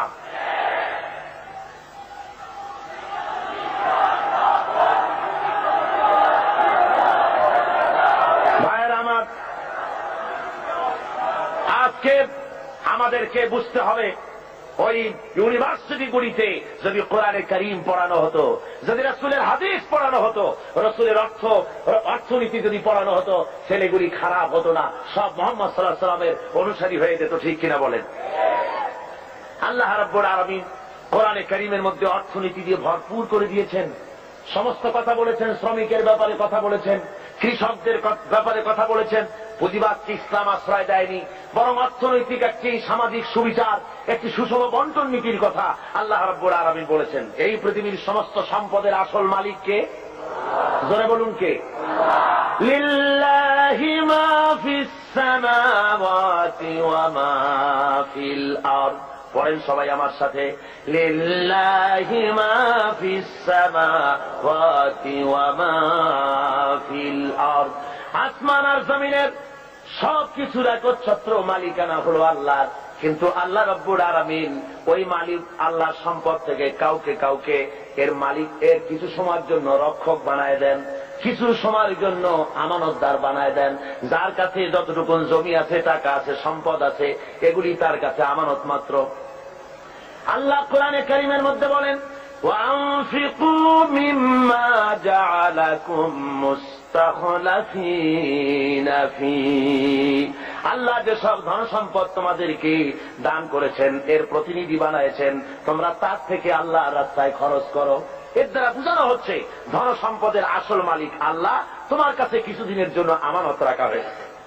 আর ওই ধনীদেরকে বলা হয়েছে ওয়াল্লাযীনা ফী আমওয়ালিহিম হাক্কুম মা'লুমুন লিস-সাইলি ওয়াল মাহরুম। ধনীদের সম্পদের মধ্যে গরিবদের অধিকার আছে। আল্লাহ রাব্বুল আলামিন বলছেন ধনীদেরকে যে গরিবরা তোমার করুণার পাত্র নয়, বরং তোমাদের সম্পদে আছে তাদের অধিকার, সে অধিকার তোমরা আদায় করে দাও। এবারে আল্লাহ রাব্বুল আলামিন এভাবে করে কোরআনের মধ্যে বারবার কথা বলেছেন ওয়ানফিকু মিম্মা রাযাকনাকুম, আমি তোমাদেরকে যে রিজিক দান করেছি তার থেকে তোমরা খরচ করো গরিব জনসাধারণের জন্য। প্রশ্ন উঠলো, হে রাসূল কি খরচ করব? আল্লাহ জবাবটা শিখাই দিলেন ওয়ায়াসআলুনাকা মাযা ইউনফিকুনা কুলিল আফওয়া। আল্লাহ রাব্বুল আলামিন বলেন নবী হে, আপনাকে প্রশ্ন করা হয় কি খরচ করব, আপনি বলে দেন প্রয়োজনের অতিরিক্ত জিনিস আল্লাহর রাস্তায় খরচ করে দাও, যেটা তোমার কাজে লাগছে না, তোমার ব্যক্তিগত এবং তোমার পরিবারের জন্য রেখে বাকি জিনিসটা তুমি আল্লাহর রাস্তায় মানুষের জন্য, গরিবদের জন্য খরচ করে দাও। তিরমিজি শরীফের হাদিসের মধ্যে এসেছে আল্লাহ রাসূল বলেছেন মানুষের প্রত্যেকটি আদম সন্তানের খাওয়া পড়া, শিক্ষা, চিকিৎসা, বাসস্থান, এই জিনিসগুলির গ্যারান্টি আল্লাহ রাব্বুল আলামিন দিয়ে থাকেন, ইসলামী সরকার দিয়ে থাকে। ইসলাম অর্থনৈতিক নিরাপত্তার জন্য যেসব ব্যবস্থা গ্রহণ করেছে তার সবচেয়ে বড় কথা হলো সমাজের কর্মক্ষম ব্যক্তি যারা কাজ করতে পারে না তাদের রুজির জন্য তারা পরিশ্রম করবে, যারা কাজ করতে পারে তারা পরিশ্রম করবে, এটা হলো ইসলামের কথা। কোরআনে কারীমের মধ্যে সূরা জুমায় একথা বলা হয়েছে فَإِذَا قُضِيَتِ الصَّلَاةُ فَانتَشِرُوا فِي الْأَرْضِ وَابْتَغُوا مِنْ فَضْلِ اللَّهِ وَاذْكُرُوا اللَّهَ كَثِيرًا لَعَلَّكُمْ تُفْلِحُونَ। আল্লাহ রাব্বুল আলামিন বলেন নামাজ পড়া যখন হয়ে গেল, ফাইদা কুদিয়াতিস সালাত ফান্তাশিরু ফিল আরদ, নামাজ পড়া যখন হয়ে গেছে এখন আর ঘুমায় থেকো না, বেরিয়ে যাও, কলে কারখানায়, খেতে খামারে, অফিসে আদালতে কাজ করো। জোরে বলেন সুবহানাল্লাহ। ইসলাম কাজের ট্রেনিং দেয়, বসে থেকো না, নামাজ পড়া হয়েছে বেরিয়ে যাও। হাদিস শরীফে এসেছে ইযা সাল্লাইতুমুল ফাজরা ফালা তানুমু আন তালবি আরযাকিকুম, যখন ফজরের নামাজ পড়া হয়ে গেল ঘুমায়ও না, ফালা তানুমু, ঘুমায়ও না, বেরিয়ে যাও, কল কারখানা, খেতে খামারে, অফিসে আদালতে উৎপাদন বাড়াও, কাজ করো, নিজের জন্য পরিশ্রম করো, অন্যের জন্য পরিশ্রম করো। হুজুর বলেছেন সেই ব্যক্তির মতো হতভাগ্য আর কেউ নাই যে নিজের জন্য পরিশ্রম করে না, অন্যের জন্য পরিশ্রম করে না, তার মতো হতভাগ্য আর কেউ হতে পারে না। ইসলাম কাজের কথা এভাবে বলেছেন, আর বলেছেন কি এই কাজটা যখন করবে তখন কিন্তু আমাকে ভুলে যেও না, আমার কথা মনে রেখো। যখন তুমি কাজে বেরোবে আমার ফাইদা কুদিয়াতিস সালাত ফান্তাশিরু ফিল আরদ ওয়াবতাগু মিন ফাদলিল্লাহ ওয়াযকুরুল্লাহা কাসীরান লাআল্লাকুম তুফলিহুন। যখন তোমরা রুজি তালাশের জন্য বেরোবে তখন আমার জিকির বেশি বেশি করে করবে। কার জিকির? আল্লাহর জিকির। তার মানে এটা নয় যে অফিসে বসে আল্লাহু আল্লাহু করবেন, তারপরে জমিনে গিয়ে আল্লাহু আল্লাহু করবেন মুখে মুখে শুধু, তা না। জিকির মানে স্মরণ। জিকির মানে কি? এর মানে হলো আপনি যখন অফিসে বসবেন আল্লাহ বলেন এটা তোমার রুজি কামাই জায়গা, অফিসে বসে যতক্ষণ থাকবে তখন আমাকে স্মরণ করবে। আমি যদি তোমার স্মরণে থাকি তাহলে বাম হাতের ইনকাম করা সম্ভব হবে না। কথা বোঝেন? বাম হাতের ইনকাম এটা আছে নাকি? চিটাগঙ্গে নাই বোধহয়, আছে। ঘুষের টাকা, অবশ্য বাংলাদেশে ঘুষ নাই, বাংলাদেশে ঘুষের প্রচলন আছে নাকি? না না, বাংলাদেশে ঘুষ গেছে বকশিস হইয়া, কয় যে আমার বকশিস দিতে। হযরতে ওমর ফারুক রাদিয়াল্লাহু তাআলা আনহুর জামানায় যাকাত কালেক্টররা যাকাতের টাকা নিয়ে আসছে, এসে বলছে হে আমিরুল মুমিনিন, এই নিন, এই টোপলাটা হলো যাকাতে। আচ্ছা ওইটা কি? ওই যে ছোট টোপলাটা? ওইটা হলো আমার হাদিয়া, লোকেরা আমাকে দিয়েছে। হযরত ওমর বলছিল ওটাও জমা দাও। এটা তো আমাদের লোকেরা হাদিয়া দিয়েছে। যাও না, জমা দাও। এরপরে আমি তোমার চাকরি বাদ দিয়ে দিলাম, এখন যাও দেখি তোমার কেটে হাদিয়া দেয়। তার মানে ওইটা দিয়েছে তোমার চাকরির জন্য। সুতরাং ঘুষ খাওয়া হলো হারাম। ঘুষ খাওয়া কি হারাম। আল্লাহ রাব্বুল আলামিন বলেন, যখন তুমি কলকারখানায়, খেতে খামারে, অফিসে যখন বসবে, আমার জিকির বেশি করে করবে, আমাকে স্মরণে রাখবে, তাহলে কোন ক্রমে তুমি ঘুষ তোমার বাম হাতের ইনকাম করতে পারবে না। আমার ভয় অন্তঃকরণে তোমার আসবে। এখন যে গভর্নমেন্ট ক্ষমতায় আছেন, এই গভর্নমেন্ট প্রথমে যখন ক্ষমতায় আসেন, এসেই তারা আসবার আগেই ঘোষণা করেছিলেন যে দুর্নীতির বিরুদ্ধে আমরা জেহাদ ঘোষণা করেছি, দুর্নীতির বিরুদ্ধে। এই ঘোষণার পর তারা ক্ষমতা এলেন। এর কদিন পরেই আমার মাহফিল ছিল বাইতুল মোকাররমে। তো ঘোষক সেখানে উপস্থিত, বোঝেন তো কে? তো আমি সেখানে বললাম মোনাজাতের মধ্যে যে আল্লাহ, যারা আজকে দুর্নীতির বিরুদ্ধে জেহাদ ঘোষণা করে ময়দানে এলেন, এরাই যেন কিয়ামতের দিন দুর্নীতির দায় আসামি হয়ে তোমার কাঠগড়ায় না দাঁড়ায়। আবার আজকে দেখা গেল সমাজের অবস্থা, যারা দুর্নীতির বিরুদ্ধে জেহাদ ঘোষণা করে এলেন, দুর্নীতি মনে হয় কোন সমাজের এমন কোন একটি রন্ধ্র নাই যেখানে দুর্নীতি আজ না ঢুকেছে। কি কোন ঠিক কিনা? সমাজের পরতে পরতে, সর্বস্তরে, রন্ধ্রে রন্ধ্রে ঘুষ, অনাচার, ব্যভিচার ঢুকে গিয়েছে। এই জন্য আল্লাহ বলছেন, আমি যদি স্মরণে থাকি তাহলে এই অন্যায় অবিচার করা তোমার পক্ষে সম্ভব হবে না। আল্লাহ রাব্বুল আলামিন এরপরে যারা কাজ করতে পারেন তাদের কি, যারা কাজ করতে পারে না, উপার্জনে অক্ষম যারা, তাদের জন্য আল্লাহ রাব্বুল আলামিনের রাসূল পাক সাল্লাল্লাহু আলাইহি ওয়াসাল্লাম বলেছেন যে যারা কাজ করতে পারে, তারা কর্ম কাজে যারা শক্তি নাই, তাদের প্রয়োজন তারা মিটিয়ে দেবে। ওয়ায়াকফুলু গানিয়ুহুম ফাকিরাহুম, তাদের সমাজের ধনীরা তারা গরিবদের খাবারের বন্দোবস্ত করবে, তাদের অভাব অভিযোগ প্রয়োজনকে মিটিয়ে দেবে। আল্লাহ রাব্বুল আলামিনের নবী বলেন, সেই ব্যক্তি মুমিন নয়, সেই ব্যক্তি মুমিন নয়। তিনবার বললেন। সাহাবায়ে কেরাম জিজ্ঞেস করলেন, ইয়া রাসূলুল্লাহ, কোন ব্যক্তি মুমিন নয়? হুজুর বলেন, যে ব্যক্তি পেট পুরে আহার করার পর ঘুমায় গেল, এই কথা জানার পরে যে তার প্রতিবেশী না খেয়ে আছে, এই কথা জানার পরে যে ঘুমায় গেল। আল্লাহ নবী বলেন, সে যত নামাজি আর যাই কিছু হোক না কেন, আল্লাহর কাছে সে মুমিন বলে চিহ্নিত হতে পারবে না। এর চাইতে উন্নত মানের কথা এই পৃথিবীতে আর কেউ বলতে পেরেছে? বলুন, কি বলেন? আর কেউ বলতে পেরেছে? আর কেউ বলতে পারেনি। রাসূল পাক সাল্লাল্লাহু আলাইহি ওয়াসাল্লাম বলেছেন, আইয়ু রাজুলিন মাতা জিয়ান বাইনা আগনিয়া ফাকাদ বারিয়াত মিনহুম জিম্মাতুল্লাহি ওয়া রাসূলি। আল্লাহর নবী বলেন, কোন ধনাঢ্য এলাকার ভিতরে কোন গরিব মানুষ যদি মারা যায়, কোন মানুষ যদি না খেয়ে মারা যায় কোন ধনাঢ্য এলাকার ভিতরে, তাহলে ওই এলাকার ধনী ব্যক্তিদের সঙ্গে আল্লাহর সাথে এবং তার রাসূলের সাথে কোন সম্পর্ক থাকবে না, সমস্ত সম্পর্ক বিচ্ছিন্ন হয়ে যাবে। জোরে বলেন নাউযুবিল্লাহ। কোন ধনীদের এলাকায় যদি গরিব না খাইয়া মরে যায়, তাহলে ওই এলাকার ধনীদের সাথে আল্লাহর কোন সম্পর্ক বাকি থাকবে না। রাসূল পাক সাল্লাল্লাহু আলাইহি ওয়াসাল্লাম একথা স্পষ্ট করে বলেছেন। তাই তো আমরা দেখেছি মুহাম্মদ সাল্লাল্লাহু আলাইহি ওয়াসাল্লাম যখন ক্ষমতায় ছিলেন, হুজুর বলেছেন, অর্থাৎ রাষ্ট্রীয় ক্ষমতায় হুজুর বলেছেন, খায়রুল কুরুনে কারনি, সর্বশ্রেষ্ঠ যুগ হলো আমার যুগ। জোরে কোন সুবহানাল্লাহ। মানুষ দরজা খুলে ঘুমাবার সুযোগ পেয়েছে, না খেয়ে কেউ মরে নাই। আজকে তো লোকেরা মঞ্চের উপরে দাঁড়ায়, ইলেকশন আসলে পরে কত কায়দার লম্বা জামা গায়ে দেয়, দেখেন না? খদ্দরের জামা একেবারে আমাদের চাইতেও লম্বা জামা, দুই কোনাটা খুব বেশি করে লম্বা, কানাটা ফাড়া। এরপরে মঞ্চে এসে সুন্দর করে বলে, এবার যদি একবার যাইতে পারি ক্ষমতায়, না খাইয়া কেউ মরবে না। কিন্তু কি খাইয়া যে মরবে তাও তারা বলে না। ভাইরা আমার, মানুষেরা বুঝতে পারে না, আর এদের পেছনে দৌড়াতে থাকে। রাসূল পাক সাল্লাল্লাহু আলাইহি ওয়াসাল্লাম ইসলামী বিধানের মাধ্যমে মানুষের খাওয়া পড়ার, শিক্ষা, চিকিৎসা, বাসস্থানের গ্যারান্টি দিয়েছিলেন। রাসূল দুনিয়া থেকে বিদায় হলেন। হযরতে আবু বকর, হযরত ওমর, হযরত ওসমান, হযরত আলী রিদওয়ানুল্লাহি তাআলা আলাইহিম আজমাইন দুনিয়ার বুকে শাসন করেছেন, পৃথিবীকে দেখায়েছেন রাষ্ট্র কেমনে চালায়। নিজেরা না খেয়ে জনগণকে খাবারের বন্দোবস্ত করেছেন। হযরত ওমর ফারুক রাদিয়াল্লাহু তাআলা আনহু তো রাতের আধারে ঘুরে ঘুরে বেড়াতেন, কে খেয়েছে, কে না খেয়ে আছে, কার বাড়ি অসুখ, কার বাড়ি ভালো, কি অবস্থা, এগুলি রাসূল পাক সাল্লাল্লাহু আলাইহি ওয়াসাল্লামের সাহাবী হযরত ওমর দেখতেন। মানুষের চাপ আর কিছু না। আমি আর ওদিকে লক্ষ্য করবেন না, এদিকে লক্ষ্য করেন।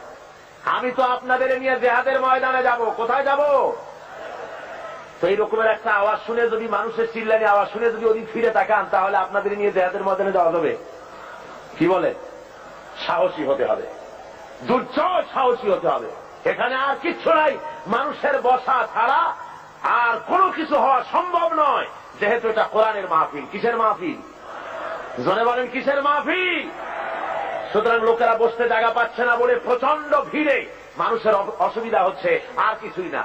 আপনারা লক্ষ্য করুন, হযরত ওমর ফারুক রাদিয়াল্লাহু তাআলা আনহু রাষ্ট্রপ্রধান, আর রাসূল এমন রাষ্ট্রপ্রধান বানিয়েছিলেন, একদিকে রাষ্ট্রের প্রধান আর একদিকে মসজিদের ইমাম। জোরে বলেন সুবহানাল্লাহ।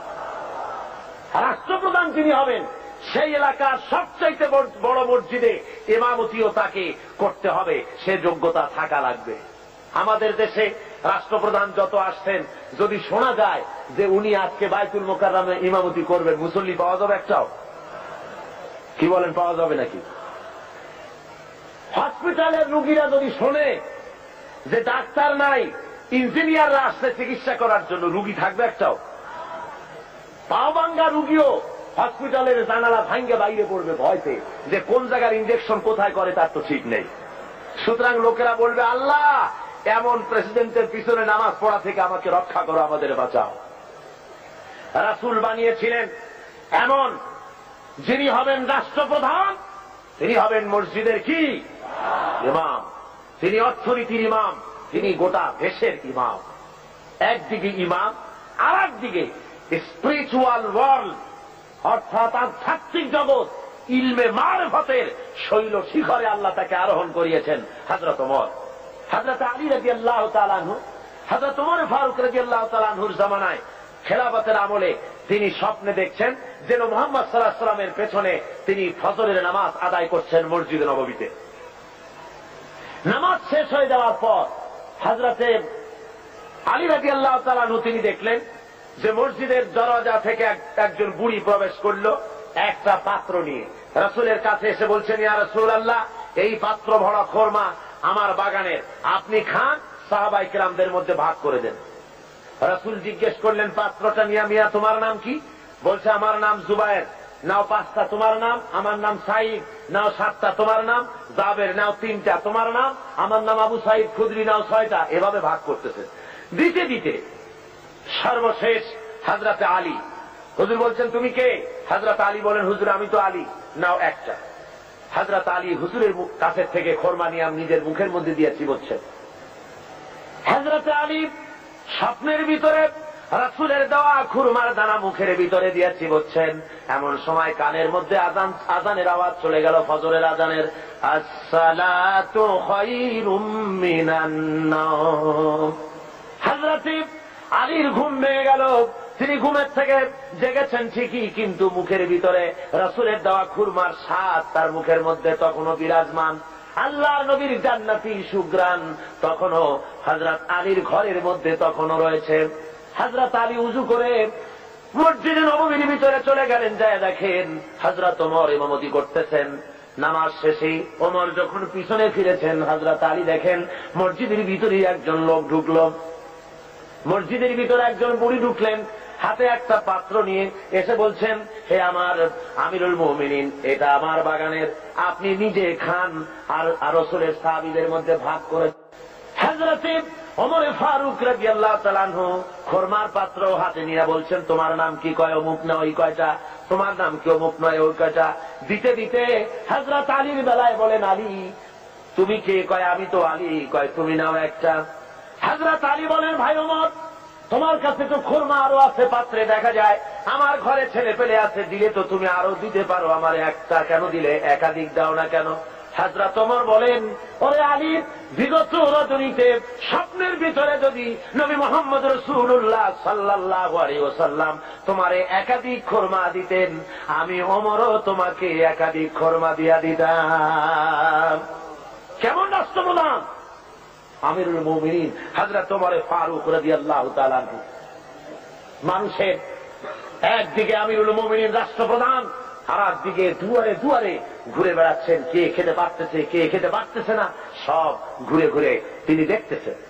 একবার তিনি এক মুসলমান বাহিনী, ইসলামী বাহিনী যুদ্ধ করতে গেছে, জিহাদের ময়দান থেকে ফিরে আসতেছে তারা। তিনি খবর নেওয়ার জন্য এগিয়ে গেলেন, খবর নেওয়ার জন্য এগিয়ে গিয়েছেন। প্রতিমধ্যে এক বুড়ির সঙ্গে দেখা। বুড়ি জিজ্ঞেস করেন, ভাই মিয়া, তুমি কি জানো হযরত ওমর কোথায় গেছে? হযরত ওমর পথে নিজের পরিচয় দেওয়া সঠিক মনে করলেন না। তিনি বললেন যে ওমর এই দিকে গেছে, নিজের দিকে দেখালেন। বুড়ি মনে করছে ওই দিকে গেছে। হযরতে ওমরের কথার পর বুড়ি বলছে, পথিক তুমি কি জানো ওমর কেমন আছে? কয় হ্যাঁ জানি তো, ভালো আছে। কয় তুমি তো বলছো ভালো আছে, আমি বলি ওমর নিপাত যাক। হযরত ওমর বললেন, মা তা কেন? কয় যে আমি আজকে 3-4 দিন পর্যন্ত বাইরের থেকে এসেছি, আমি মদিনার লোক না, তো আমি এখানে আছি, খলিফার কাছেও যেতে পারি না, আর আমিও আমার খাবার ঠিক মতো পাই না।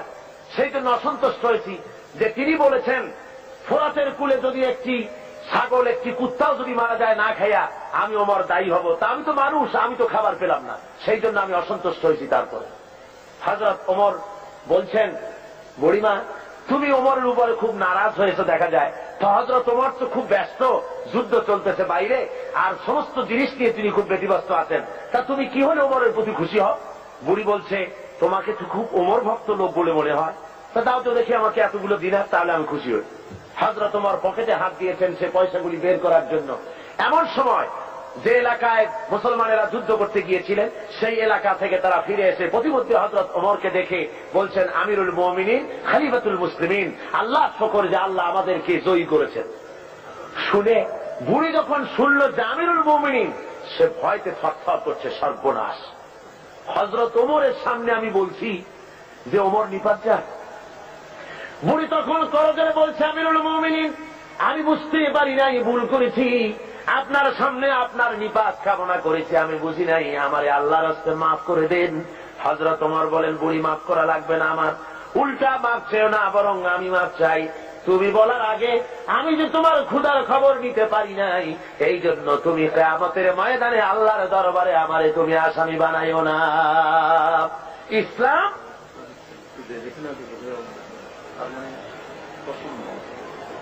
বন্ধুগণ, মানুষের প্রচন্ড ভিড়ে মানুষ মারা যাওয়ার উপক্রম হচ্ছে কোন কোন আশেপাশে। তো আমি যদি আপনাদের বলি একটু চাপতে, আপনারা কি পারবেন? আমিও জানি আপনারা পারবেন, কিন্তু দাঁড়াবেন না, কেউ দাঁড়াবেন না, দাঁড়াবার কোনো পারমিশন নাই, বেয়াদবি করবেন না। বসা অবস্থায় একটু এগোন তো, বসা অবস্থায় চতুর্দিক থেকে কেউ কোনো মুসলমান দাঁড়াবে না। বসা অবস্থায় একটু চেপে আসেন আর একটু মহব্বতের সাথে জিকির করেন, লা ইলাহা ইল্লাল্লাহ, খুব জোরে করেন, লা ইলাহা ইল্লাল্লাহ,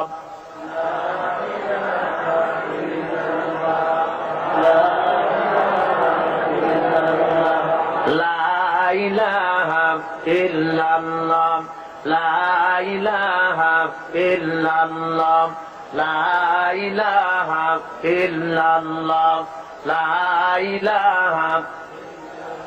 আরো জোরে করুন,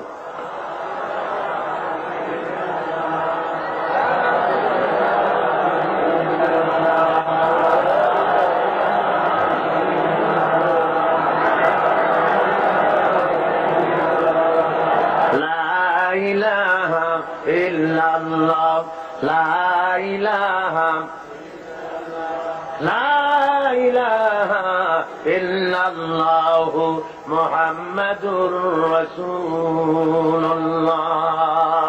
ভাইরা আমার, ইসলাম যাকাতের মাধ্যমে এবং পারস্পরিক দানের মাধ্যমে মানুষের দরিদ্রতা দূর করার ব্যবস্থা করেছে।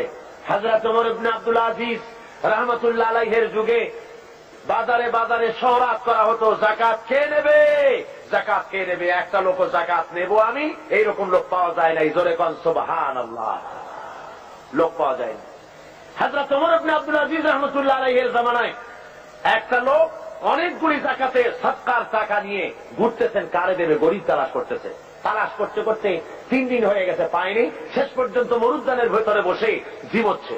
এমন সময় দেখে যে আর একটা লোক সেখানে আসছে, গায়ের জামা কাপড় ময়লা, বিরাট একটা গাছি। তারে বলছে, আসসালামু আলাইকুম ভাই, আল্লাহ মেহেরবানি আপনারে পাইয়া গেছি, আমি আজকে 3 দিন পর্যন্ত সদকার টাকা নিয়ে ঘুরতেছি, কারে দেবো কোনো লোক পাই না, আপনার মতো একটা গরিব লোক পাইয়া গেছি, আপনি দয়া করে আমার টাকাগুলি নিয়ে আমারে বাঁচান। ওই লোকটা বলছে, মিয়া তোমার মাথায় স্ক্রু ঢিলা টিলা নাকি? তুমি কি মনে করছো আমার ওই টোপলার মধ্যে ছেঁড়া খাতা? আমার টোপলার তোমার ওর মধ্যে কয় টাকা? কয় যে এত? তা আমারটা গুনিয়ে দেখো, তোমারটা চাইতে অনেক বেশি। তুমি ঘুরছো 3 দিন, আমি ঘুরেছি 1 সপ্তাহ। পুরা এলাকায় 70 টাকা দিতে পারে এমন গরিব খুঁজা পাইলাম না। জোরে বলেন সুবহানাল্লাহ, জোরে বলেন সুবহানাল্লাহ। এটা কিসের বরকতে হয়েছে? ইসলামের বরকতে। জোরে বলেন কিসের বরকতে? ইসলামের বরকতে। আল্লাহ রাব্বুল আলামিনের হাবিব বলেন, তুখাযু মিন আগনিয়াইহিম ওয়া তুরাদ্দু আলা ফুকারাইহিম। ধনীদের কাছ থেকে যাকাত নাও আর গরিবদের কাছে দিয়ে দাও। যদি যাকাত দিতে কেউ অস্বীকার করে, তাহলে হাফেজ ইবনে হাজার আসকালানী রাহমাতুল্লাহ আলাইহি তিনি বুখারীর শারহ ফাথুল বারীর মধ্যে তিনি লিখেছেন, ফামানিম তানিয়া উখিযাত বিহি উখিযাত মিনহু ফাহরান। অর্থাৎ যদি কেউ যাকাত দিতে গভর্নমেন্টের হাতে অস্বীকার করে, জবরদস্তি করে তার কাছ থেকে যাকাত আদায় করে নাও। যাকাত দিতেই হবে বাই হুক এন্ড ক্রুক, গভর্নমেন্টের হাতে। তাই বলে এই বর্তমান হাজী সাহেব গভর্নমেন্টের হাতে না। বর্তমান গভর্নমেন্ট আইন করেছেন, যাকাত বোর্ড গঠন করেছেন। আমি প্রেসিডেন্টের সামনে বলেছি, সেই গভর্নমেন্টের হক নাই, অধিকার নাই যাকাত আদায় করার, যে গভর্নমেন্ট নামাজ কায়েম করে না। আল্লাযীনা ইম্মাক্কান্নাহুম ফিল আরদ আকামুস সালাত ওয়া আতাউজ যাকাত ওয়া আমারু বিল মা'রুফ ওয়া নাহাউ আনিল মুনকার। আল্লাহ রাব্বুল আলামিন বলেন, আমি যদি মানুষকে মুমিনদেরকে যদি ক্ষমতায় দেই, 4খানা কাজ করবে। কয়খানা বলুন? মুমিন ব্যক্তিদের যদি কাজ আমি ক্ষমতা দেই, 4টা কাজ করবে। প্রথম কাজ হলো, প্রথম নম্বরে নামাজ আদায় করবে, নামাজ কায়েম করবে, নামাজ প্রতিষ্ঠা করবে। অর্ডার দিয়ে দিবে নামাজ পড়তে হবে বাধ্যতামূলক। কোন অফিসার, কোন স্কুল, কোন কলেজ, কোন ইউনিভার্সিটি নামাজের অর্থে চলতে পারবে না। নামাজের সময় বন্ধ করে দিতে হবে, বা জামাত নামাজ আদায় করবে মুসলমান, তারপরে আবার কাজ শুরু করবে। অর্ডার হবে গভর্নমেন্টের পক্ষ থেকে, নামাজ পড়তেই হবে, আল্লাহর হুকুম।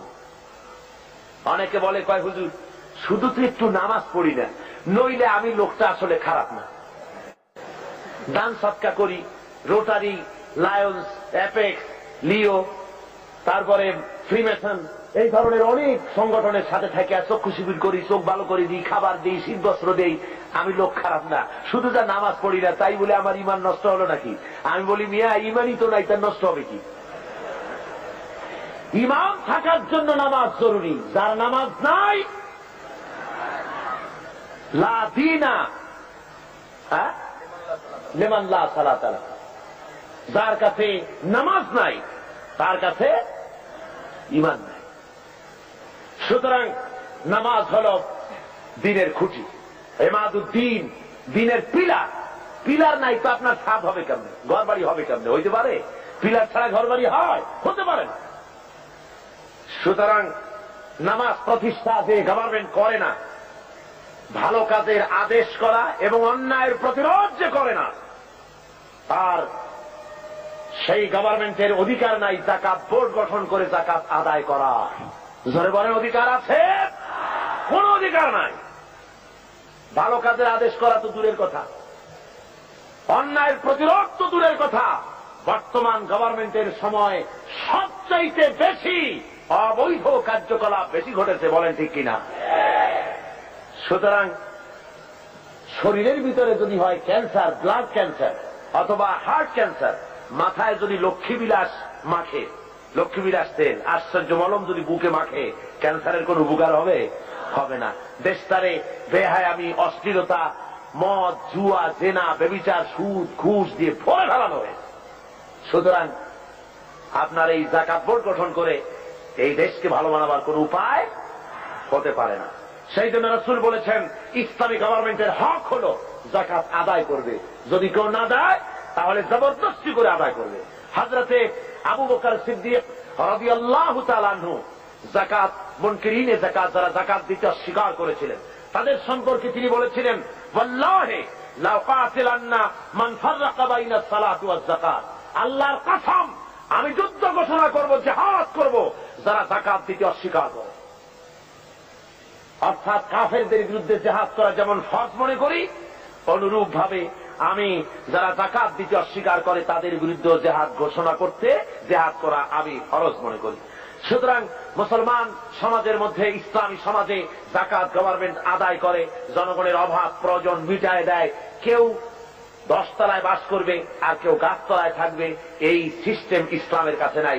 ইসলাম মানুষকে সমান করে দিতে পারে, এই ব্যবস্থা পৃথিবীতে আর কেউ করে দিতে পারে না। রাসূল পাক সাল্লাল্লাহু আলাইহি ওয়াসাল্লাম বলেছেন, তিনি আজকে যেমন পৃথিবীতে ব্যাংক আছে, এরকম একটি ব্যাংক উদ্বোধন করেছিলেন আল্লাহর নবী। আজকের ব্যাংকগুলি তো সুদভিত্তিক ব্যাংক, আর হুজুর যে ব্যাংক উদ্বোধন করেছিলেন সে ব্যাংকের নাম ছিল বাইতুল মাল। কি নাম ছিল? বাইতুল মাল নামক ব্যাংক উদ্বোধন করতে গিয়ে আল্লাহর নবী বলেছিলেন, মান তারাকা দায়নান আও দিয়ান ফালাইয়া।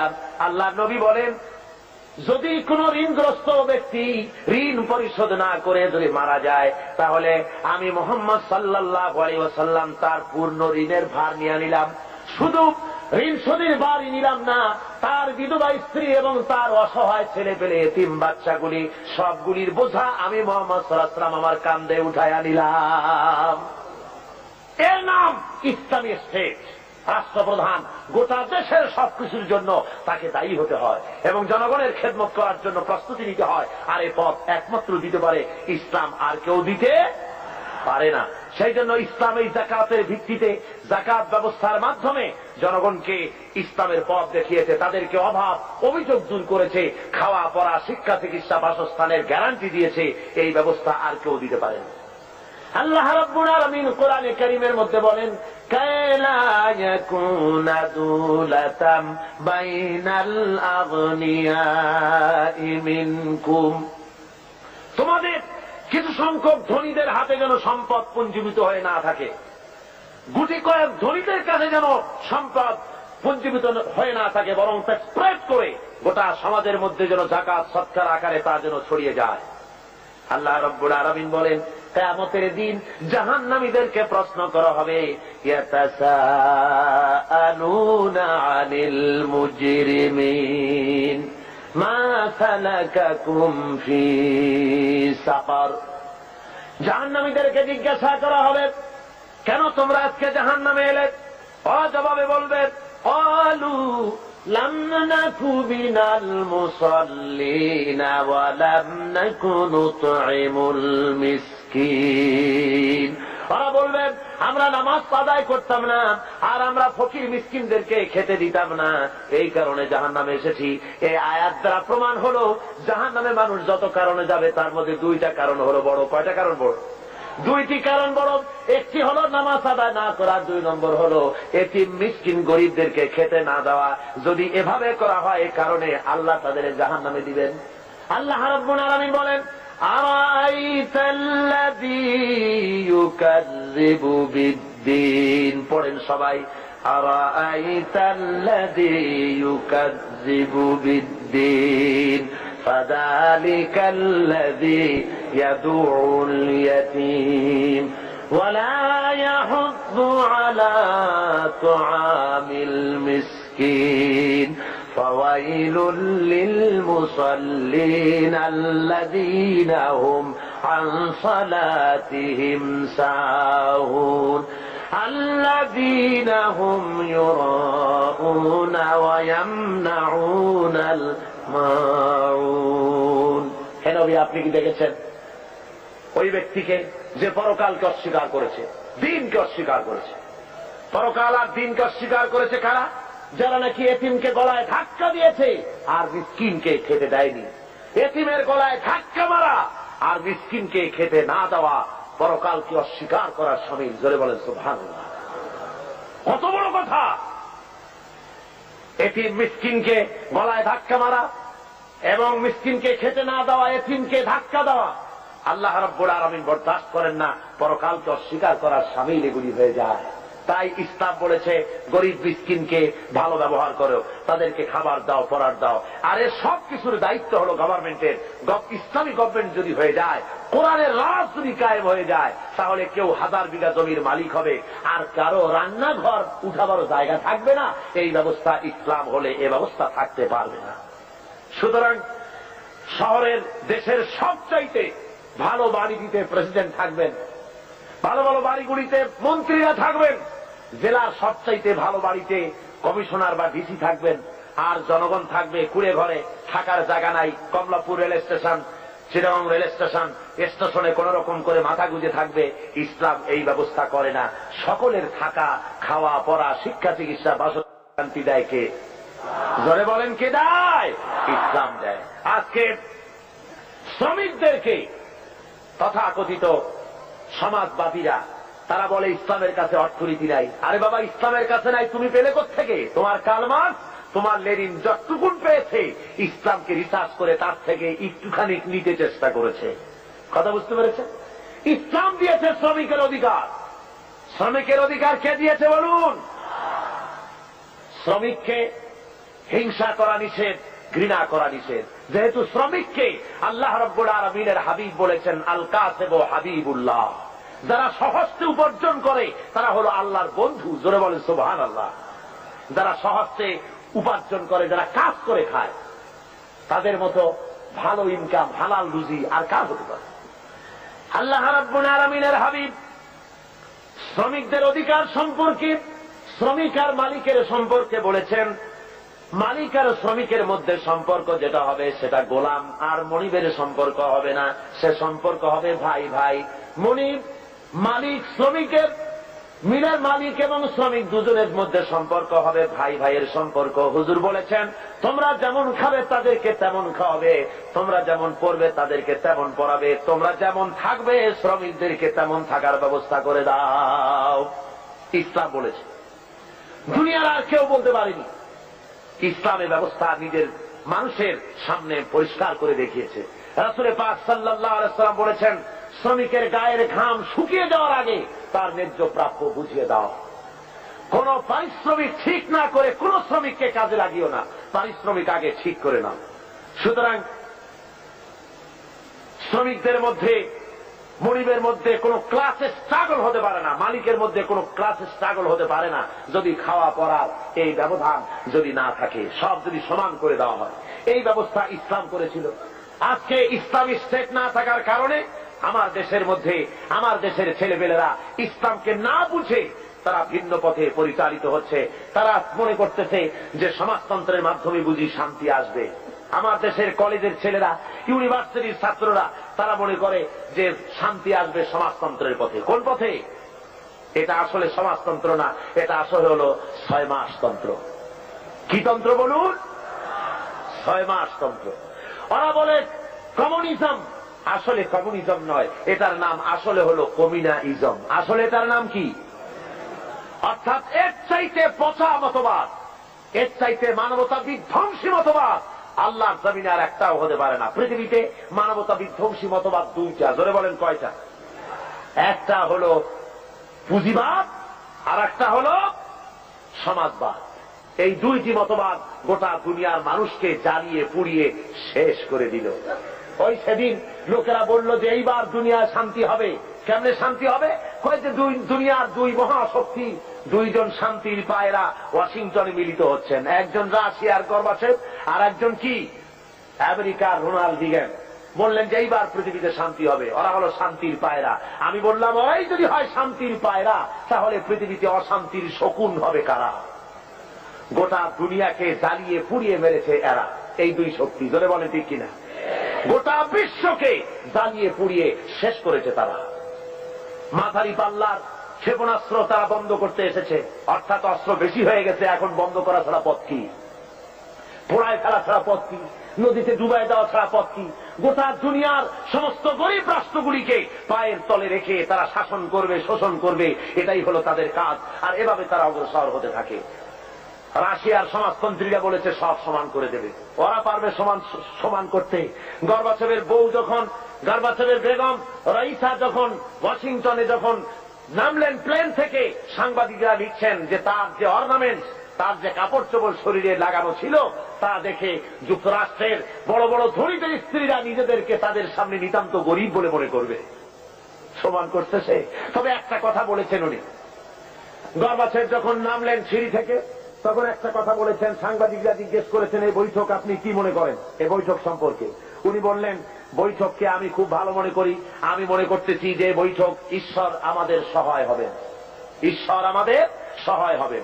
দুনিয়ার পত্র পত্রিকাগুলি কমেন্ট করল, নাস্তিক্যবাদী রাশিয়ার প্রেসিডেন্ট, নাস্তিক্যবাদী দেশের প্রেসিডেন্ট বলছেন ঈশ্বর সহায় হবে। কথাটা মন্দ না, ভূতের মুখে রাম নাম। কথা বুঝতে পারছেন?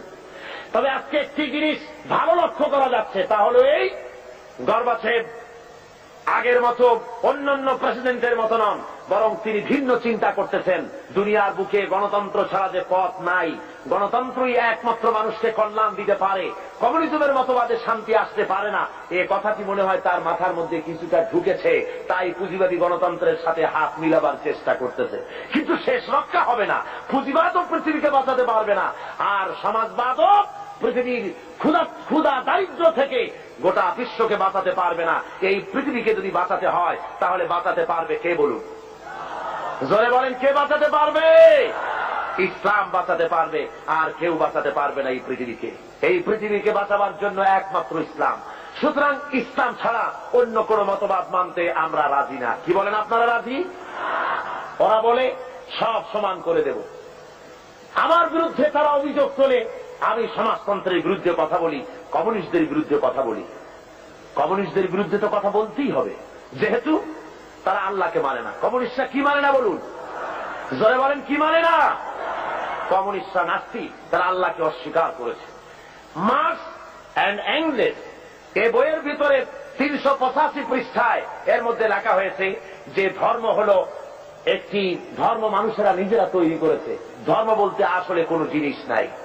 কার্ল মার্কস তার on step forward to step back বইয়ের মধ্যে লিখেছেন ধর্ম হল মানুষের জন্য আফিম। সুতরাং কোন লোক কমিউনিজমের আন্দোলন করে অথচ মসজিদে যায়, নামাজে পড়ে, মন্দিরে যায়, এই অবস্থা যদি হয় তাহলে বুঝতে হবে যে সে কমিউনিজমের দায়িত্ব পালন করছে না, সে এখনো কমিউনিজমকে বুঝতে পারে নাই। তার মানে হলো তারা সম্পূর্ণ ধর্ম বিরোধী, আল্লাহ বিরোধী। কমিউনিজমের ইতিহাসে আল্লাহর অস্তিত্ব নাই। সুতরাং এই কমিউনিজমের মতবাদকে প্রতিষ্ঠা করার জন্য 1918 সালে সোভিয়েত সংবিধানের 13 নম্বর অনুচ্ছেদ সংযোজিত করা হয় 1918 সালে। সেখানে দেশের সকল ধর্মের ধর্মীয় সমস্ত শিক্ষা প্রতিষ্ঠানে ধর্মীয় শিক্ষা পুরাপুরি বন্ধ করে দেওয়া হয়। এবং 1921 সালে রাশিয়ার বুকে বিভিন্ন ধর্মীয় প্রতিষ্ঠানগুলি, মসজিদ মাদ্রাসাগুলি, হাজার হাজার মসজিদ মাদ্রাসা তারা ক্লাব করেছে, সিনেমা হলে পরিণত করে দিয়েছে। 1924 সালে তারা রাশিয়ান সরকারের অধীনে সেখানে গডলেস অ্যাসোসিয়েশন হয়, অর্থাৎ খোদাদ্রোহী, খোদা মানে না নাস্তিকদের সমাজ সেখানে তৈরি হলো। এবং তারা একই বছরে হাজার হাজার আলিমদেরকে, মুসলমানদেরকে সেখানে তারা জবাহ করল। রাশিয়ার ভিতরে মসজিদ মাদ্রাসা যেখানে ছিল, আপনার আজ থেকে অন্তত অক্টোবর বিপ্লবের পূর্বে আমার কাছে এই রাশিয়ানদের বিপ্লবের বইপত্র বহুত আছে। সেই বইপত্র থেকে আমি সংগ্রহ করেছি, আপনারাও পড়তে পারেন। রুশ, ভারত, বাংলাদেশ একটি বই আছে, বাংলাদেশে বেরিয়েছে। এছাড়া অনেক অথেন্টিক বই আমার কাছে আছে রাশিয়া সম্পর্কে। আমি আন্দাজে বক্তৃতা করি না, পড়াশোনা করে বক্তৃতা করি। পুঁজিবাদী দেশ চোখে দেখেছি, সমাজতান্ত্রিক দেশও চোখে দেখেছি, চোখে দেখে তারপরে বক্তব্য রাখি।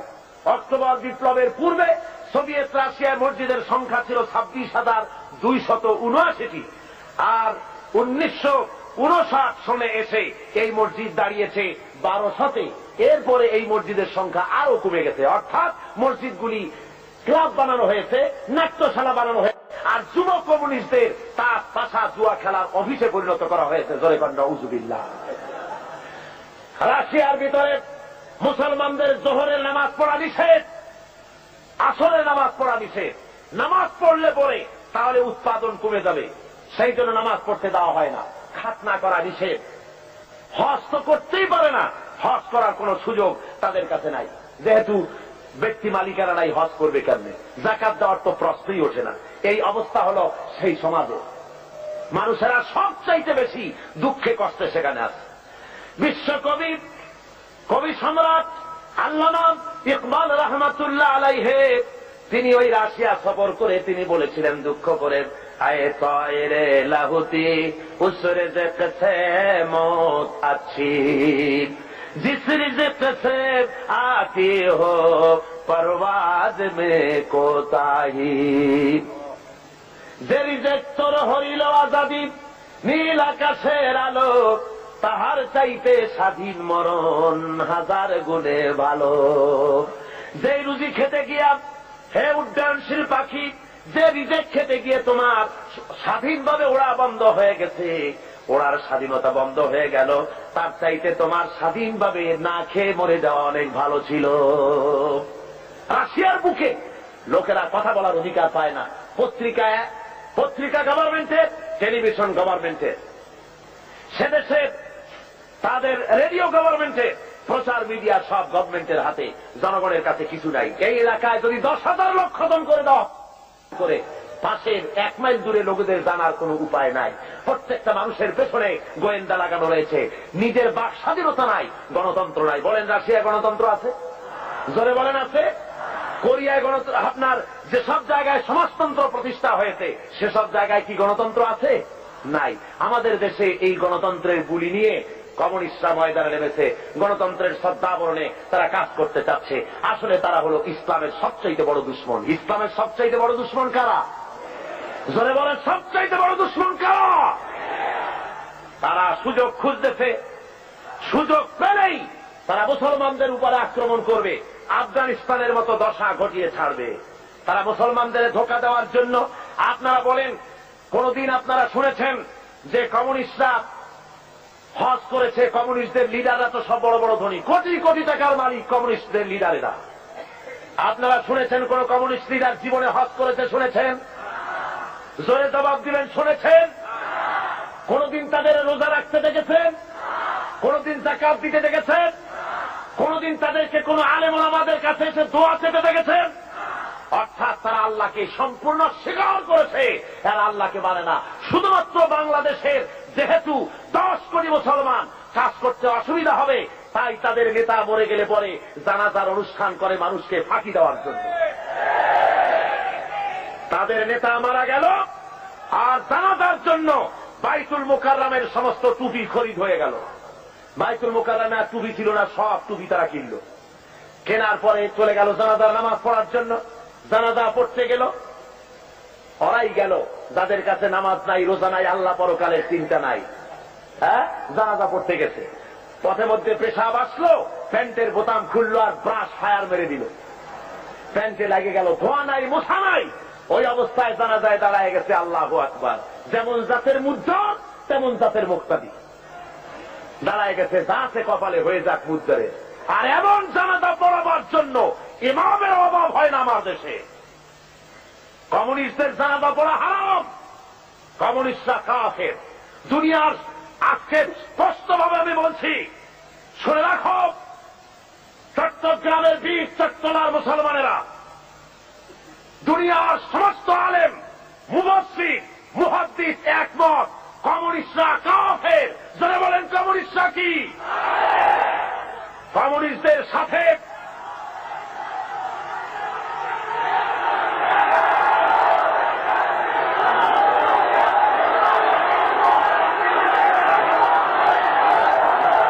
আমাদের দেশে, শুনুন, আমাদের দেশে যারা আওয়ামী লীগ করে তারা মুসলমান। তারা কি বলেন?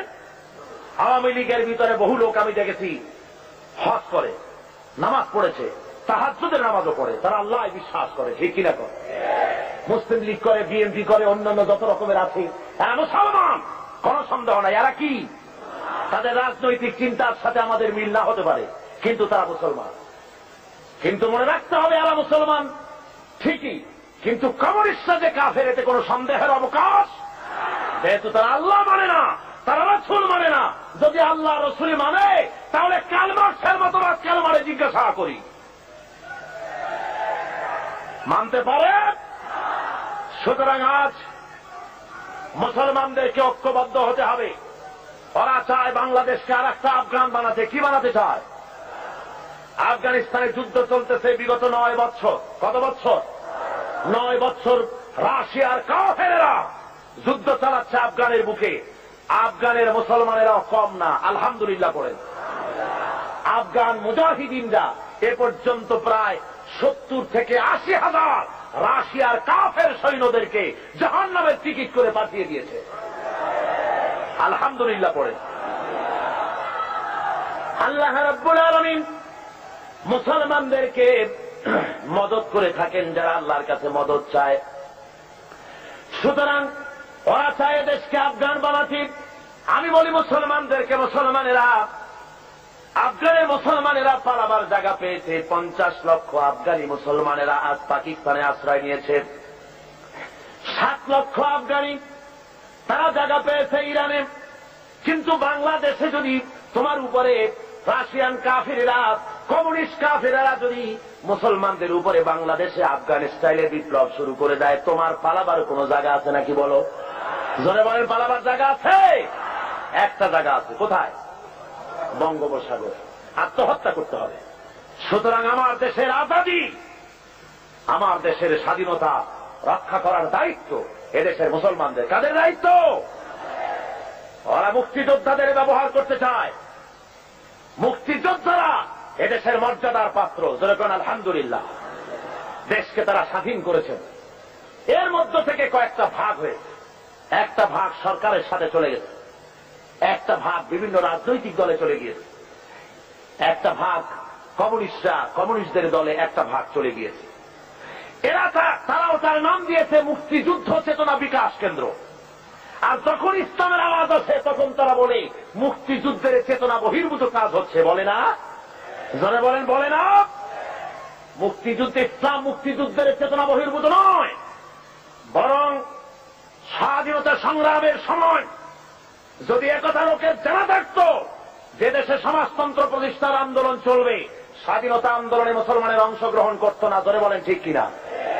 এদেশের লোকেরা পশ্চিমা শক্তির বিরুদ্ধে লড়াই করেছে, জালিমদের বিরুদ্ধে লড়াই করেছে, সমাজতন্ত্র প্রতিষ্ঠার জন্য লড়াই করে নাই। আমার আজকের মাহফিলে বাংলাদেশ মুক্তিযোদ্ধা সংসদের সেক্রেটারি জেনারেল আপনাদের সামনে স্পষ্ট করে বলেছেন, তিনি আমার কাছে একথা বলেছেন যে কাবা শরীফের গিলাফ ধরে দোয়া করেছি, আল্লাহ স্বাধীনতার পতাকা যেমন উড়াইছি, ইসলামের পতাকা উড়াবার তৌফিক দিও আল্লাহ।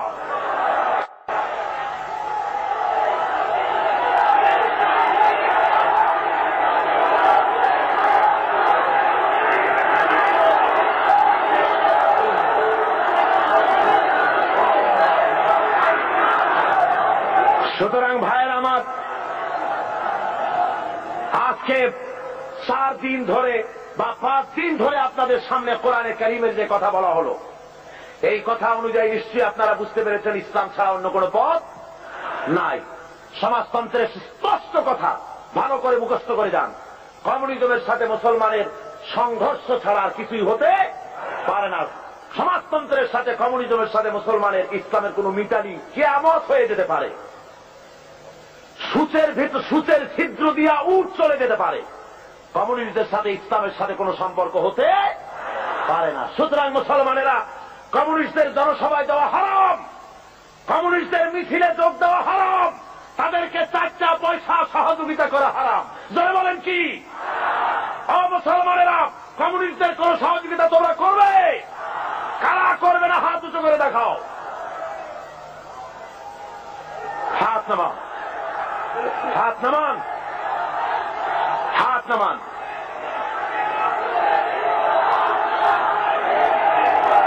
ভাইরা আমার, থামুন, থামুন। আজকে আমার কাছে খবর এসেছে ওরা গতকাল কমিউনিস্টরা মিটিং করেছে আমার উপরে হামলা করার জন্য। ভাইরা আমার, আমার এই কণ্ঠস্বর থাকবে যতক্ষণ আমি বেঁচে আছি। আমার উপরে যদি হামলা করা হয় আর আল্লাহ রাব্বুল আলামিন যদি আমার শাহাদাতের দরজা নসিব করেন, তাহলে আল্লাহর কাছে দোয়া থাকবে, আয় আল্লাহ তোমার কোরআন আমার সামনে, শাহাদাত যদি আমার নসিব হয়, আমার রক্ত যেন লেলিহান শিখা হয়ে কমিউনিস্টদের জ্বালিয়ে পুড়িয়ে সার খার করে করবার পতাকা যেন উড়িয়ে দেয়।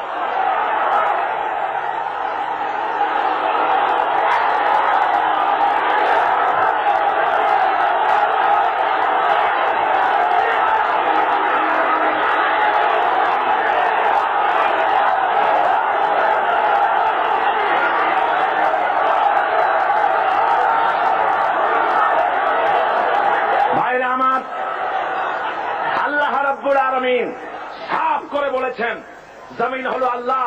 এই জমিনে আপনারা কোরআনের রাজ কায়েম করার জন্য প্রস্তুত আছেন? জোরে বলেন আছেন? যদি জেলে যাওয়া লাগে যাবেন, যদি ফাঁসির মঞ্চে চড়া লাগে চড়বেন।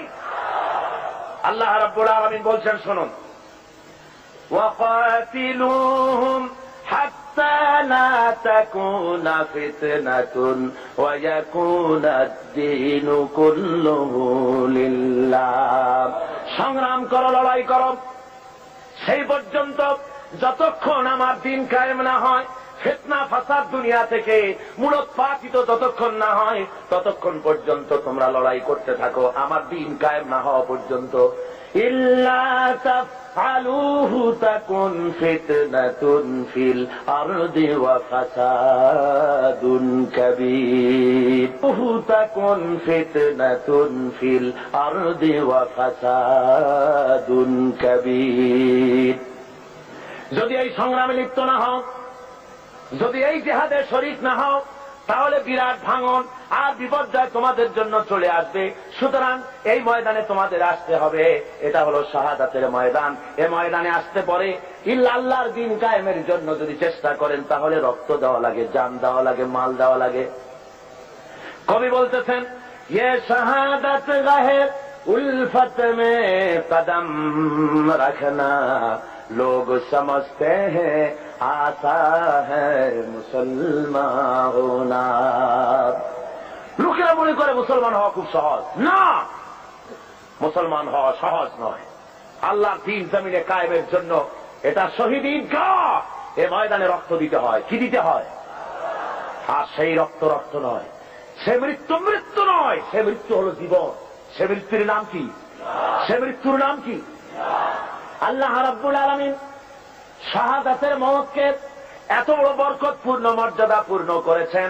শহীদি মওত যদি কারো নসিব হয়ে যায় তাহলে সে মওত পিঁপড়ায় কাটা যন্ত্রণার চাইতে আর বেশি কিছু হয় না। মানুষ মরে যাবে, শহীদি মওত যদি নসিব হয়ে যায় মরার সঙ্গে সঙ্গে এদিকে মরবে আর ওদিকে আল্লাহ রাব্বুল আলামিনের সঙ্গে দিদার নসিব হয়ে যাবে। এই ময়দানে কাজ করতে আসবেন, অস্ত্রপাতির প্রয়োজন নাই, জনসংখ্যা বেশি দেখার দরকার নাই। আল্লাহ বলেছেন ঈমান যদি মজবুত হয় তাহলে তোমার যা দরকার আমি দিয়া দিব।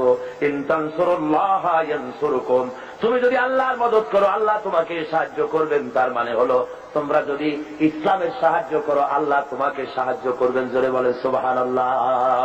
আল্লাহর সাহায্য করো, ইসলামের সাহায্য করো, তোমাকে আল্লাহ সাহায্য করবেন। তাওহীদ কি আমানত सीनों में है हमारे। আল্লামা ইকবাল বলেন তাওহীদ কি আমানত सीनों में है हमारे, मुमकिन नहीं मिटाना नाम निशान हमारा। একাত্মবাদের আমানত আছে সিনার মধ্যে। আমরা ভয় পাই না কাউকে, যেহেতু আমরা কাপুরুষ নই, আমরা মর্দে মুমিন। আমরা কারা বলুন? ভয় পাই না। সুতরাং আমাদের অস্তিত্ব মাটি থেকে মিটিয়ে দেওয়ার ক্ষমতা কারো নাই। হযরতে সাদ বিন আবি ওয়াক্কাস রাদিয়াল্লাহু তাআলা আনহু পারস্যের বহরাস নগর অবরোধ করে নদী পাড়ি দিয়ে চলে যাবেন, নদীর ওপরে আফ্রিকার ভূখণ্ডে চলে যাবেন ইসলাম প্রচার করার জন্য। 60,000 মুসলমান সাহাবীর সাথে। হযরতে সাদ বলছেন, হে মুসলমানেরা, দরিয়া পার হওয়ার কোন ব্যবস্থা নাই, তো এখন তোমরা কি ইসলাম এই পর্যন্ত রাখবা না আফ্রিকাও নিয়ে যাবা? মুসলমানেরা বলল, আপনার যা হুকুম করবেন ইসলামকে, ইসলামের আওয়াজকে ছড়িয়ে দেওয়ার জন্য আমরা সে হুকুম মানতে রাজি আছি, আফ্রিকার ভূখণ্ডেও যাব। হযরতে সাদ বলেন, তোমরা আমার সঙ্গে তাহলে পড়ো, নাস্তাঈনু বিল্লাহি ওয়া নাতাওয়াক্কালু আলাইহি, হাসবুনাল্লাহু নি'মাল ওয়াকিল, নি'মাল মাওলা ওয়া নি'মান নাসীর। পড়েন সবাই, নাস্তাঈনু বিল্লাহি ওয়া নাতাওয়াক্কালু আলাইহি, হাসবুনাল্লাহু নি'মাল ওয়াকিল, নি'মাল মাওলা ওয়া নি'মান নাসীর।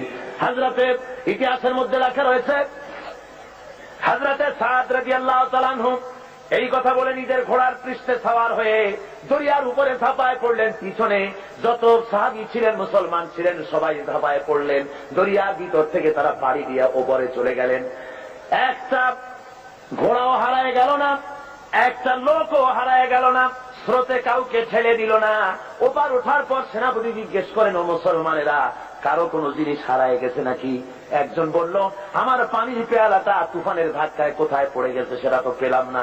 হযরতে সাদ বলেন, মুজাহিদের কোন জিনিস কেউ ছিনিয়ে নিতে পারে না, আল্লাহ রাব্বুল আলামিন তোমাকে সেটা ফেরত দিবেন বলে আমি আশা করি। এই কথা তিনি বক্তৃতা করতেছেন, এমন সময় লক্ষ্য করা গেল তুফানের আঘাতে একটি বাতি এসে তাদের সামনে পড়ে গেল। আল্লামা ইকবাল রহমতুল্লাহ আলাইহি এই ঘটনা লিখতে গিয়ে লেখেন, দস্ত দস্ত है दरिया भी न छोड़े हमने, दस्त दस्त है दरिया भी न छोड़े हमने, बहर जुल्मत में दौड़ा दिए घोड़े हमने। প্রান্ত প্রান্ত অন্ধকার ঘোর কৃষ্ণ রজনীতে শ্রাবণের খরস্রোতা নদীর উপরে ঘোড়া দাবড়িয়ে আফ্রিকার ভূখণ্ডে আমরা ইসলামের পতাকা তুলেছি। আমরা সেই মুসলমান। আফ্রিকার গভর্নর গ্রেগরিয়াস মুসলমানদের থাকার জায়গা করে দিলেন পাহাড়ের কাছে, জঙ্গলের কাছে, যাতে করে মরতে সুবিধা হয়। জঙ্গলের ভিতরে বাঘ আছে, সিংহ আছে, মুসলমানদের খাইয়ে ফেলবে, যুদ্ধ করা লাগবে না, বিনা যুদ্ধেই কেল্লা ফতে। এই চিন্তা করে ওখানে থাকতে দেওয়া। হযরতে সাদ একটা মেম্বার তৈরি করলেন। ওই মেম্বারের উপরে দাঁড়িয়ে জঙ্গলের দিকে লক্ষ্য করে বললেন, সন্ধ্যা গোনায় এসেছে। হযরতে সাদ ঘোষণা করলেন, ইয়া আইয়াতুহাল হাসারাত والسباع نحن أصحاب رسول الله صلى الله عليه وسلم فإننا نازلون فمن وجدنا بعده فارجعوا فإننا نازلون فمن وجدنا بعده قتلناه। হযরতে সাদ ঘোষণা করে দিলেন, এই জঙ্গলের হিংস্র প্রাণীরা, আমরা আল্লাহ রসুল মুহাম্মদ সাল্লাল্লাহু আলাইহি ওয়াসাল্লামের সাহাবী, এখানে আমরা রাত কাটাবো। আমি ঘোষণা দিলাম, যত হিংস্র প্রাণী আছো এই এলাকা থেকে সরে যাও। আমার এই ঘোষণার পরে কোন হিংস্র প্রাণী যদি সামনে পাই, তরবারি দিয়ে তারা ফয়সালা করব। আফ্রিকার জঙ্গলি মানুষেরা মনে করলো, পাগলেরা কয় কি, মানুষের কথা কি জঙ্গলি প্রাণীরা শোনে নাকি? ইতিহাস সাক্ষী দেবে কিয়ামত পর্যন্ত। হযরত সাদের এই ঘোষণার সঙ্গে সঙ্গে দেখা গেল সিংহের লাইনে সিংহ, বাঘের লাইনে বাঘ, সাপের লাইনে সাপ, যার যার ডিম আর বাচ্চা মুখে নিয়ে মিলিটারি লাইনের মতো ফলিন হয়ে সব এই এলাকা ছেড়ে অন্যত্র চলে গিয়েছে। মুসলমান আমরা সেই জাতি যারা এই পৃথিবীর বুকে আল্লাহর দেওয়া বিধান কায়েমের জন্য যারা ময়দানে কাজ করেছে। আল্লামা ইকবাল কি সুন্দর করে বলছেন, खियाबा में मुंतजर थे लाला कब से, खियाबा में मुंतजर थे लाला कब से, कबा चाहिए इसको खूने अरब से। সেই কবে থেকে ফুলের কুড়িটা প্রস্ফুটিত হওয়ার অপেক্ষায় প্রতীক্ষামান, কবে থেকে অপেক্ষা করতেছে, একটু বাতাসের ধাক্কা লাগবে আর ফুলের কুড়িটা ফুলে যাবে। তো ফুলের কুড়ি ফোটার জন্য খিয়াবামে মুনতাজির থে লালা কাবসে, কখন থেকে সে অপেক্ষা করছে, নাসিমা অর্থাৎ সকালের ভোরের বায়ুর ধাক্কা লাগবে আর কুড়ি থেকে ফুলটা বেরিয়ে আসবে। আল্লামা ইকবাল বলেন, ফুলের জন্য ধাক্কা দরকার বাতাসের, কুড়ি থেকে বেরিয়ে আসার জন্য, পর্দা ফেটে প্রস্ফুটিত হওয়ার জন্য। আমি মুসলমান আল্লাহর ফুল, আমাকে প্রস্ফুটিত হওয়ার জন্য ভোরের বাতাসের দরকার নাই। আমার জন্য দরকার বদরের, ওহদের শহীদের রাঙা একটা জামার দরকার। ওই শহীদের রক্ত ভেজা জামা যদি আমার গায়ে দেওয়া হয়, সারা বিশ্বে আমি বিস্ফোরিত হয়ে পড়ব।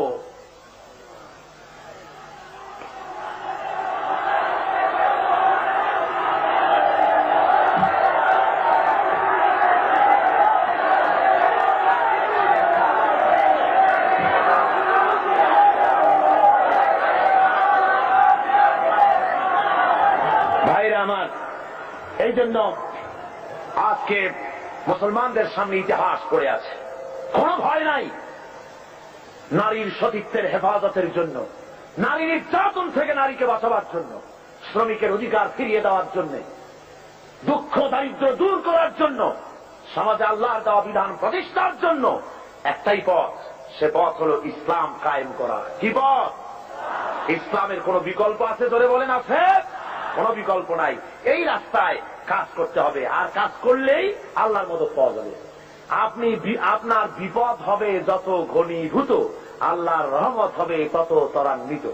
এই থিওরিটা মুখস্থ করুন। ইসলামের জন্য আপনার উপরে বিপদ হবে যত ঘনীভূত, আল্লাহর রহমত হবে আপনার প্রতি তত ত্বরান্বিত। জোরে বলেন সুবহানাল্লাহ, জোরে বলেন সুবহানাল্লাহ। আপনি লক্ষ্য করে দেখেন, বদরের প্রান্তরে নবীজি মুসলমানদেরকে যখন জিহাদের ময়দানে নিয়ে এলেন, সেই জিহাদের ময়দানে দেখা গেল দুইটা ছোট্ট তরুণ জিহাদের ময়দানে এসেছে। হুজুরের কাছে গিয়ে তারা বললেন, হুজুর আমাদেরও জিহাদের জন্য পারমিশন দেন। হুজুর বলেন, তোমরা ছোট, তোমাদের দেওয়া হবে না। তারা কান্দাকাটি শুরু করে দিলেন। আল্লাহ নবী বললেন, তোমাদের ভিতরে যার গায়ে শক্তি বেশি তারে দেওয়া হবে। দেখি দুইজনে একটু দস্তাদস্তি করো, দেখি কার গায়ে শক্তি বেশি। দুইজনে দস্তাদস্তি শুরু করে দিলেন। একজন হলেন মুআজ, আর একজন হলেন মুআওয়াজ। মুআওয়াজ ছোট, মুআজ হলো বড়। হযরতে মুআওয়াজ ছোট সাহাবী, তিনি বলেন, মুআজের কানে কলে বলে, ভাই তোমার গায়ে তো শক্তি বেশি, আমার তো তুমি সহজেই ফেলে দিতে পারবা, আর তুমি জিহাদে চলে যাবা। ও ভাই, তোমার কাছে আমি অনুরোধ করি, যেমনে পারো অন্তত একটিবার ভান করে তুমি আমার তলে পড়ে গিয়ে আমি জিতেছি এটাও প্রমাণ করে দিয়ে জিহাদে আমাকে শরীক হওয়ার সুযোগ দিও। রাসূল পাক সাল্লাল্লাহু আলাইহি ওয়াসাল্লাম এই দৃশ্য দেখে হুজুরের চোখের কোণায় পানি এসে গেল। আহা, ইসলামের জন্য এই তরুণ ময়দানে এসেছে। পারমিশন হুজুর দিয়ে দিলেন। লড়তে নেমেছেন ময়দানে। আমি বাতিলকে দুনিয়া থেকে মিটিয়ে দেওয়ার জন্য কামান বন্দুক দরকার না, ইমানি শক্তি দরকার। কিসের শক্তি দরকার? ইমানি শক্তি। হযরতে মুআওয়াজ সিংহ শাবকের মতো ঝাঁপিয়ে পড়েছেন। হযরত আব্দুর রহমান বিন আওফ রাদিয়াল্লাহু তাআলা আনহু তিনি বলেন, দুটো যুবক তরুণ ছেলে দেখে আমি আশ্চর্য হলাম। বড় বড় বীরেদের মধ্যে এই ছোট ছেলেরা আসলো কেন? এর মধ্যে একজনে আমার জিগায়, চাচাজি শুনেছি মক্কা শরীফে মুহাম্মদ সাল্লাল্লাহু আলাইহি ওয়াসাল্লামকে, আমার হুজুরকে সবচাইতে বেশি কষ্ট দিয়েছে আবু জেহেল। তো আমরা তো আবু জেহেলকে চিনি না, চাচাজি আবু জেহেল কই একটু দেখা। হযরতে আব্দুর রহমান বলেন, আমি অবাক হয়ে গেলাম যে আবু জেহেলকে বড় বড় বীরেরা ভয় পায়, ছোট্ট ছেলে তারে তালাশ করে। আমি বলে দিলাম, ওই যে দেখা যায় ওইটা হলো আবু জেহেল। বলার সঙ্গে সঙ্গে মুআজ এবং মুআওয়াজ দুইজনে তরবারি ভাজতে ভাজতে আবু জেহেলের সামনে গিয়ে হাজির। আবু জেহেলকে তরবারি দিয়ে আঘাত করতেছে, আবু জেহেলও তাদেরকে তরবারি দিয়ে আঘাত ফিরাতেছে। এক পর্যায়ে আবু জেহেল মুআজের ডান হাত বাম হাতের উপরে কোপ মেরেছে। হযরত আব্দুর রহমান বলেন, আমি লক্ষ্য করে দেখলাম মুআজের হাতটা কেটে গিয়া বগলের চামড়ায় ঝুলে আছে, শুধু ডান হাত দিয়া তরবারি চালাতেছে। এবার দেখা গেল বাম হাতটা ঝুলন্ত কর্তৃত হাত সামনে নড়াচড়া করে ডিস্টার্ব করতেছে বলে ডান হাত দিয়ে তরবারি চালাতে পারে না বলে হযরতে মুআজ এবার নিজের কাটা হাতটা পায়ের তলে চাপ দিয়া বিরাট জোরে ঝটকা একটা টান মেরে বাম হাতটা ছিঁড়ে ফেলে দিয়া ডান হাতের তরবারি দিয়ে এমন জোরে আঘাত মারলেন, আবু জেহেল দুনিয়া থেকে জনমের মতো বিদায় হয়ে গেল। ভাইরা আমার, আল্লাহ রাব্বুল আলামিন এই জন্য কোরআনে কারীমের মধ্যে বলেছেন, ওয়া কানা হাক্কান আলাইনা নাসরুল মুমিনিন। পড়েন সবাই আমার সাথে, ওয়া কানা হাক্কান আলাইনা নাসরুল মুমিনিন। মুমিনদের জন্য সাহায্য করা আমি আল্লাহর জন্য হক, ওয়াজিব। মুমিনদের জন্য সাহায্য করা আমার জন্য ওয়াজিব হয়ে যায়। আমার বান্দাদেরকে আমি সাহায্য করে থাকি। জোরে বলেন সুবহানাল্লাহি ওয়া বিহামদিহি। ভাইরা আমার, এই কাজের জন্য রাসূল নিজে রক্ত দিয়েছেন। দেন নাই রক্ত? বলেন দেন নাই? আমরা কি করতে পারলাম? এখন পর্যন্ত একদিন জেল হলো না, জরিমানা হলো না, রক্ত দিলাম না, গাল মন্দ আসলো না। ইসলামী আন্দোলন করতে গেলে গাইল আসবে, মন্দ আসবে, অপপ্রচার আসবে, গালাগালি আসবে, আপনাকে মারা হবে, জেল জরিমানা হবে, সহ্য করতে হবে। তা না হওয়া পর্যন্ত আল্লাহর দিন কায়েম হতে কখনো পারে না। ভাইয়েরা আমার, রাসূল পাক সাল্লাল্লাহু আলাইহি ওয়াসাল্লামের শরীর মোবারক থেকে রক্ত পড়েছে উহুদের ময়দানে। বুখারী শরীফের হাদিসে আছে, রাসূল পাক সাল্লাল্লাহু আলাইহি ওয়াসাল্লামকে কাফেররা ঘিরে ফেলেছে। সাহাবায়ে কেরাম হুজুরকে ঘিরে রেখেছে যাতে করে কাফেরদের আঘাত না লাগে। রাসূলের শরীরকে হেফাজতের জন্য সাহাবীরা যে সমস্ত তীর নিজেদের পিঠে গ্রহণ করেছে। জিহাদের পরে দেখা গেছে একা তালহার পিঠের মধ্যে রাসূলকে হেফাজত করতে গিয়া 80টা তীর প্রবেশ করেছিল। হযরতে রাসূলের দান্দান মোবারক শহীদ হয়ে গেল, কপাল ভেঙে গেল, মাথায় লোহার টুপি পরা ছিল, হেলমেট পরা ছিল, হেলমেট ভেঙে গিয়ে কপালের মধ্যে ঢুকে গেল। নবীজি বেহুশ হয়ে জমিনের উপরে পড়ে গেলেন। হুঁশে যখন এসেছেন, নবীজি তখন কপালের উপরে হাত বুলাইয়া যখন এনেছেন, তাকায় দেখেন হাত দুইটা রক্তে ভরে গেছে।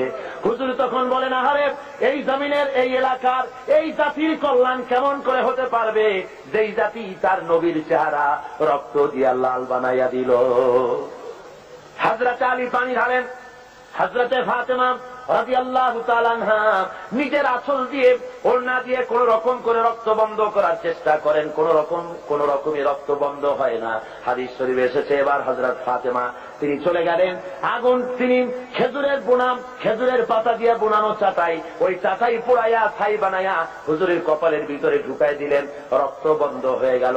কিন্তু চতুর্দিকে ছড়ায় গেছে আল্লাহর নবী নাই, নবী শহীদ হয়ে গেছেন। মদিনার মানুষেরা পাগলের মতো হয়ে গেল, এতিমের মতো হয়ে দৌড়ানো শুরু করে দিল, দৌড়ানো শুরু করে দিয়েছে। এক বুড়ি শুধু দৌড়ায়, জিজ্ঞেস করেন একজন সাহাবী, দৌড়াও কেন? কয় উহুদে যেতেছি। কয় যায় কোনো লাভ নাই, তোমার যে দুইটা সন্তান জেহাদে এসেছিল দুইটা শহীদ হয়ে গেছে। বুড়ি কান্দে আর বলে, কে শহীদ হয়েছে শুনতে চাই না, ও সাহাবী বরং তাড়াতাড়ি করে বলো আল্লাহর নবী কেমন আছেন।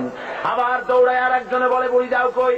কয় যাচ্ছি ওহদের ময়দানে। কয়েকে কোনো লাভ নাই, কোনো লাভ নাই, তোমার যে স্বামী এসেছিলেন জেহাদের ময়দানে তিনিও শহীদ হয়ে গেছেন।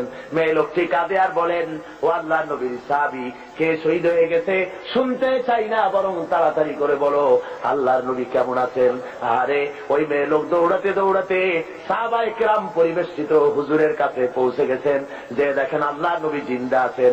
হুজুরের এই জিন্দা চেহারা মোবারকের দিকে তাকায়া ওই মেয়ে লোকটি কেঁদে কেঁদে বলেন, ইয়া রাসূলুল্লাহ, স্বামী মরা শোক, দুইটা কলিজার টুকরা সন্তান মরা শোক, সব আমার কলিজা থেকে ধুয়ে মুছে সাফ হয়ে গেছে। হুজুর আপনি জীবিত আছেন, এটাই মুসলমানের জীবনের সান্ত্বনা। আল্লাহ রাসূল নিজে রক্ত দিলেন, সাহাবায়ে কেরাম রক্ত দিলেন, জান দিলেন, শাহাদাত বরণ করলেন। সুতরাং শাহাদাতের মউত হলো মুসলমানদের জন্য সর্বশ্রেষ্ঠ মউত, এর চাইতে বড় মউত আর হতে পারে না। সেই জন্য বলছি, আসুন আল্লাহর দেওয়া বিধান কায়েমের জন্য মুসলমানদেরকে অগ্রসর হতে হবে, জান দিতে হবে, মাল দিতে হবে, রক্ত দিতে হবে। আল্লাহ রাব্বুল আলামিনের এই পথে চলতে গেলে সব কিছুই করতে হয়।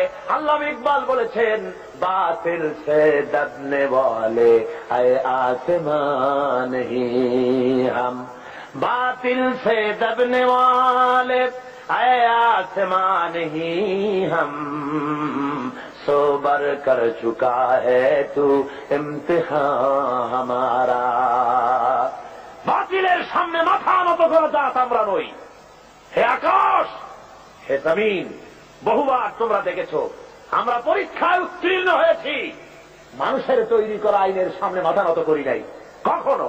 যেহেতু আমরা মুসলমান, আমরা বেঁচে থাকলে হব গাজী, মরলে হব কি? বাঁচতে গাজী, মরলে শহীদ। সুতরাং এই শাহাদাতের মৌতি আমাদের তামান্না হওয়া উচিত।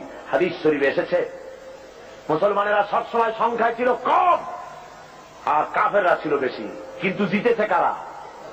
জিতেছে কারা? এবারেও বাংলাদেশের জেহাদে জিতবে কারা? যারা বলেন জিতবে কারা? ইনশাআল্লাহ, বলুন ইনশাআল্লাহ। ভাইরা আমার, সরওয়ারে কায়নাত সাল্লাল্লাহু আলাইহি ওয়াসাল্লাম রোমানদের সাথে লড়াই হবে, রোমানদের সাথে যুদ্ধ হবে। সেই জিহাদের ময়দানে রাসূল সৈন্য রিক্রুট করলেন। ওরা কয় যে ইসলামের রাজনীতি নাই, পাগলের দল, ইসলামের রাজনীতি নাই। ছেলেমেয়েরা কলেজে পড়ে, ইউনিভার্সিটিতে পড়ে, আশ্চর্য কথা, নাক ধরে চাপ দিলে এখনো মায়ের দুধ বাইর হবে। কয় যে ইসলামের রাজনীতি নাই, ধর্মান্ধরা নিজেরা রাজনীতি বানাইছে। নাউজুবিল্লাহ। সেদিনের ছেলে এই ধরনের বেয়াদবি কথা বলার সাহস পাও কিন্তু? যে যে জিনিস জানে না তার সে সম্পর্কে কোনো কথা বলা উচিত নয়। রাসূল রাজনীতি করেন নাই তো কি করেছেন? রাসূল কি বৈরাগী ছিলেন? যারা বলেন বৈরাগী ছিলেন? আমার আল্লাহর নবী সেনাপতি ছিলেন, কমান্ডার ইন চিফ। যারা বলেন কি ছিলেন? সেনাপতি। আমার নবী প্রেসিডেন্ট ছিলেন, তো পরিচালনা করেছেন, অর্থনীতি দিয়েছেন, সমাজনীতি দিয়েছেন, সৈন্য রিক্রুট করেছেন, সৈন্য রিক্রুট করেছেন। মোতার প্রান্তরে লড়াই হবে, 1,00,000 রোমান সৈন্য, আর মুসলমান মাত্র 3,000। মুসলমান মাত্র কত? মাত্র 3,000। আমি আরো বলেছি আপনাদেরকে এই হাদিসের এই কাহিনীটা আবারও শোনাতে চাই। ইমানি জজবা বাড়ুক। 1,00,000 রোমান সৈন্য, তাদের সামনে 3,000 মুসলমান। কি আশ্চর্য কথা! আর ওরা হলো অস্ত্রে শস্ত্রে সজ্জিত, আর এদের কাছে ভাঙ্গা ছেঁড়া অস্ত্র। ভাইয়ের আমার, আল্লাহ নবী 3,000 মর্দে মুজাহিদ তৈরি করে নিয়ে আল্লাহ নবী জনাবে মুহাম্মদ রাসূলুল্লাহ সাল্লাল্লাহু আলাইহি ওয়াসাল্লাম বললেন, এবারে আমি সেনাপতি নির্বাচিত করতে চাই। ওগো সাহাবীরা, তোমাদের মধ্যে এই যুদ্ধের ভিতরে প্রধান সেনাপতির দায়িত্ব পালন করবেন আমার ছেলে যায়েদ। কোথায় তুমি? হযরত যায়েদ দাঁড়িয়ে গেলেন, ইয়া রাসূলুল্লাহ লাব্বাইকা ওয়া সাদাই। আমি যায়েদ হাজির। যায়েদ হলেন হুজুরের কি ছেলে? পালক পুত্র। বললেন, আমি উপস্থিত। হুজুর বললেন, 2 নম্বরের সেনাপতির দায়িত্ব পালন করবে আমার চাচাতো ভাই হযরতে আলীর ছোট ভাই জাফর বিন আবি তালেব। কোথায় তুমি? উনিও দাঁড়িয়ে গেলেন। হুজুর বলেন, 3 নম্বরে দায়িত্ব পালন করবে হযরতে আব্দুল্লাহ বিন রাওয়াহা। কোথায় তুমি? তিনিও দাঁড়াই গেলেন। হুজুর বলেন, তোমরা চলে যাও, নিজেদের বাড়ি গিয়ে বিবি বাল বাচ্চা মা বাপের কাছ থেকে বিদায় সালাম আরজ করে আস। ভাইয়ের আমার, আমি বলে থাকি, এই দুনিয়ায় না জেনে হঠাৎ করে সামনের থেকে পিছন থেকে কেউ যদি গুলি খায়, এ ধরনের গুলি খেয়ে মরা হলো এক জিনিস, আর জেনে বুঝে মরা হলো ভিন্ন জিনিস। বলেন ঠিক কিনা? ওনারা জানেন নিশ্চিত ভাবে মরে যাওয়া ছাড়া কোনো পথ নাই। শাহাদাতের জন্য পেয়ালা ইফতারা পান করতে যাবেন। যেহেতু হুজুর বলেছেন জিহাদের ময়দানে সেনাপতি লাগবে একজন, কিন্তু হুজুর বলেছেন 3 জন, তাহলে বোঝা গেল এই 3 জনের একজনও ফিরে আসবে না, শহীদ হয়ে যাবে। হযরতে যায়েদ দাঁড়িয়ে বলেন, ইয়া রাসূলুল্লাহ, আমার তো আর যাওয়ার জায়গা নাই, আমার তো মা বাপ নাই, আপনি আমার আব্বা, আপনি হুকুম করেছেন। আমার মা হযরতে আয়েশা ঘরে বসে শুনেছেন, আমি মেনে নিলাম। আমান্না সাল্লামনা সামি'না ওয়া আতা'না। হযরতে জাফর তিনি চলে গেলেন বাড়ি। বিবিকে ডেকে বলেন, ওরে বিবি, আমার সালাম নাও। আল্লাহ নবী আমাকে সেনাপতি বানাইছেন, মুতার যুদ্ধের রোমকদের বিরুদ্ধে লড়াই করতে যাচ্ছি, সুতরাং আমি তোমার কোনো হক আদায় করতে পারি নাই। স্বামী স্ত্রী হিসাবে ঘর গৃহবাস করতে গিয়ে কোন হক যদি তোমার নষ্ট করে থাকি, আল্লাহর হস্তে তুমি আমারে মাফ করে দিও। স্ত্রী বলেন, ওগো আমার স্বামী, আল্লাহ নবী অর্ডার করেছেন, সে পথ থেকে ফিরবার কোন ক্ষমতা আমার নাই। আমি বরং আল্লাহর কাছে দোয়া করি, রব্বুল আলামিন, আমার স্বামী জিহাদের ময়দানে যেতেছে, আমার স্বামীকে জিহাদি গাজী বানাই আমার কাছে আবার ফিরাইয়া দিও। হযরতে জাফর তরবারি দিয়া, তরবারির উল্টা পিঠ দিয়া স্ত্রীর হাতের উপরে মৃদু আঘাত করলেন। বললেন, বিবি রে, উল্টা দোয়া করো না, তোমার উল্টা দোয়া আল্লাহ রব্বুল আলামিন কবুল করবেন না। যেহেতু নবীজি আমার নাম মাঝখানে বলেছেন, আমার আগেও একজন আছেন, পরেও একজন আছেন, আজকের তোমার সাথে এই মুহূর্তে জীবনের আমার শেষ দেখা, আর কোনদিন তোমার সাথে দেখা হবে না। তোমাকে সালাম দিয়ে যেতেছি, আমার বাচ্চা রইল, আমার বাচ্চাগুলারে দেখো, ওদেরকেও আমার এই রাস্তায় তুমি বানাইও। হযরতে জাফর রওনা করলেন। বিবি তড়পাচ্ছে, কাটা কবুতরের মতো বিবি ছটফট করে, আর পিছনে কলিজার টুকরা সন্তানগুলি আব্বা আব্বা বলে পিছনে পিছনে দৌড়ায়। মর্দে মুজাহিদ জাফর পিছনে একবারও তাকায় দেখলেন না, কে কান্দে কে দৌড়ায়। হযরতে আব্দুল্লাহ বিন রাওয়াহা তিনি চলে গেলেন নিজের বাড়ি। ওই দিন ছিল তার বাসর সজ্জা, ওই দিন ছিল তার ফুল সজ্জার রাত, নতুন বিবাহ করেছে, বাসর সজ্জা হবে। ঘরে গিয়ে শোনে বিবি কোরআন তেলাওয়াত করতেছে। হযরতে জাফর বলেন, বিবি রে, আমার সালাম গ্রহণ করো। হযরতে আব্দুল্লাহ বলেন, ও বিবি, আমার সালাম গ্রহণ করো, তুমি কোরআন তেলাওয়াত একটু সময়ের জন্য বন্ধ করো। তোমার সঙ্গে বিয়ে হয়েছে, কিন্তু আমি তোমার কোনো হক আদায় করতে পারি নাই, আমাকে তুমি আল্লাহর হস্তে মাফ করে দিও। নবীজি আমাকে সেনাপতি বানাইছেন জিহাদের ময়দানের জন্য, আমি চললাম জিহাদের মাঠে। বিবি বলে, স্বামী, তুমি জানো আমি এই মদিনার এক সুন্দরী রমণী, আমিও জানি তুমি এই মদিনার সুন্দর সুপুরুষ, কিন্তু একবার একটু দেখতে পারলাম না প্রাণ ভরিয়া। একটুখানি ঘরের মধ্যে আসো, তোমার চেহারাটা জীবনের মতো একবার দেখে নিই। স্বামী বলেন, আমি ঘরের মধ্যে ঢুকবো না, ঘরের মধ্যে ঢুকতে পরে তোমার প্রতি আমার প্রেমের আকর্ষণ বাড়বে, ভালোবাসা বাড়বে। বিবি বলে, আল্লাহর কসম, প্রেম নিবেদন করব না। ঘরের মধ্যে ঢুকলে বলে শুধু একটি বারের জন্য আমি চেহারাটা দেখে রাখবো, যাতে করে কিয়ামতের দিন আল্লাহর দরবারে অগণিত মানুষের মাঝে তোমারে আমি স্বামী বলে যেন গ্রহণ করে নিতে পারি। হযরত আব্দুল্লাহ বলেন, ওগো প্রাণের স্ত্রী, যদি তাই হয় সেজন্য আমাকে দেখার কোনো দরকার নাই। আমি শহীদ হওয়ার পর যদি তুমি ধৈর্য ধারণ করে থাকো, তাহলে আল্লাহ রাব্বুল আলামিন কিয়ামতের ময়দানে তোমাকে আমাকে স্বামী স্ত্রী হিসাবে পরিচয় করাইয়া দিবেন।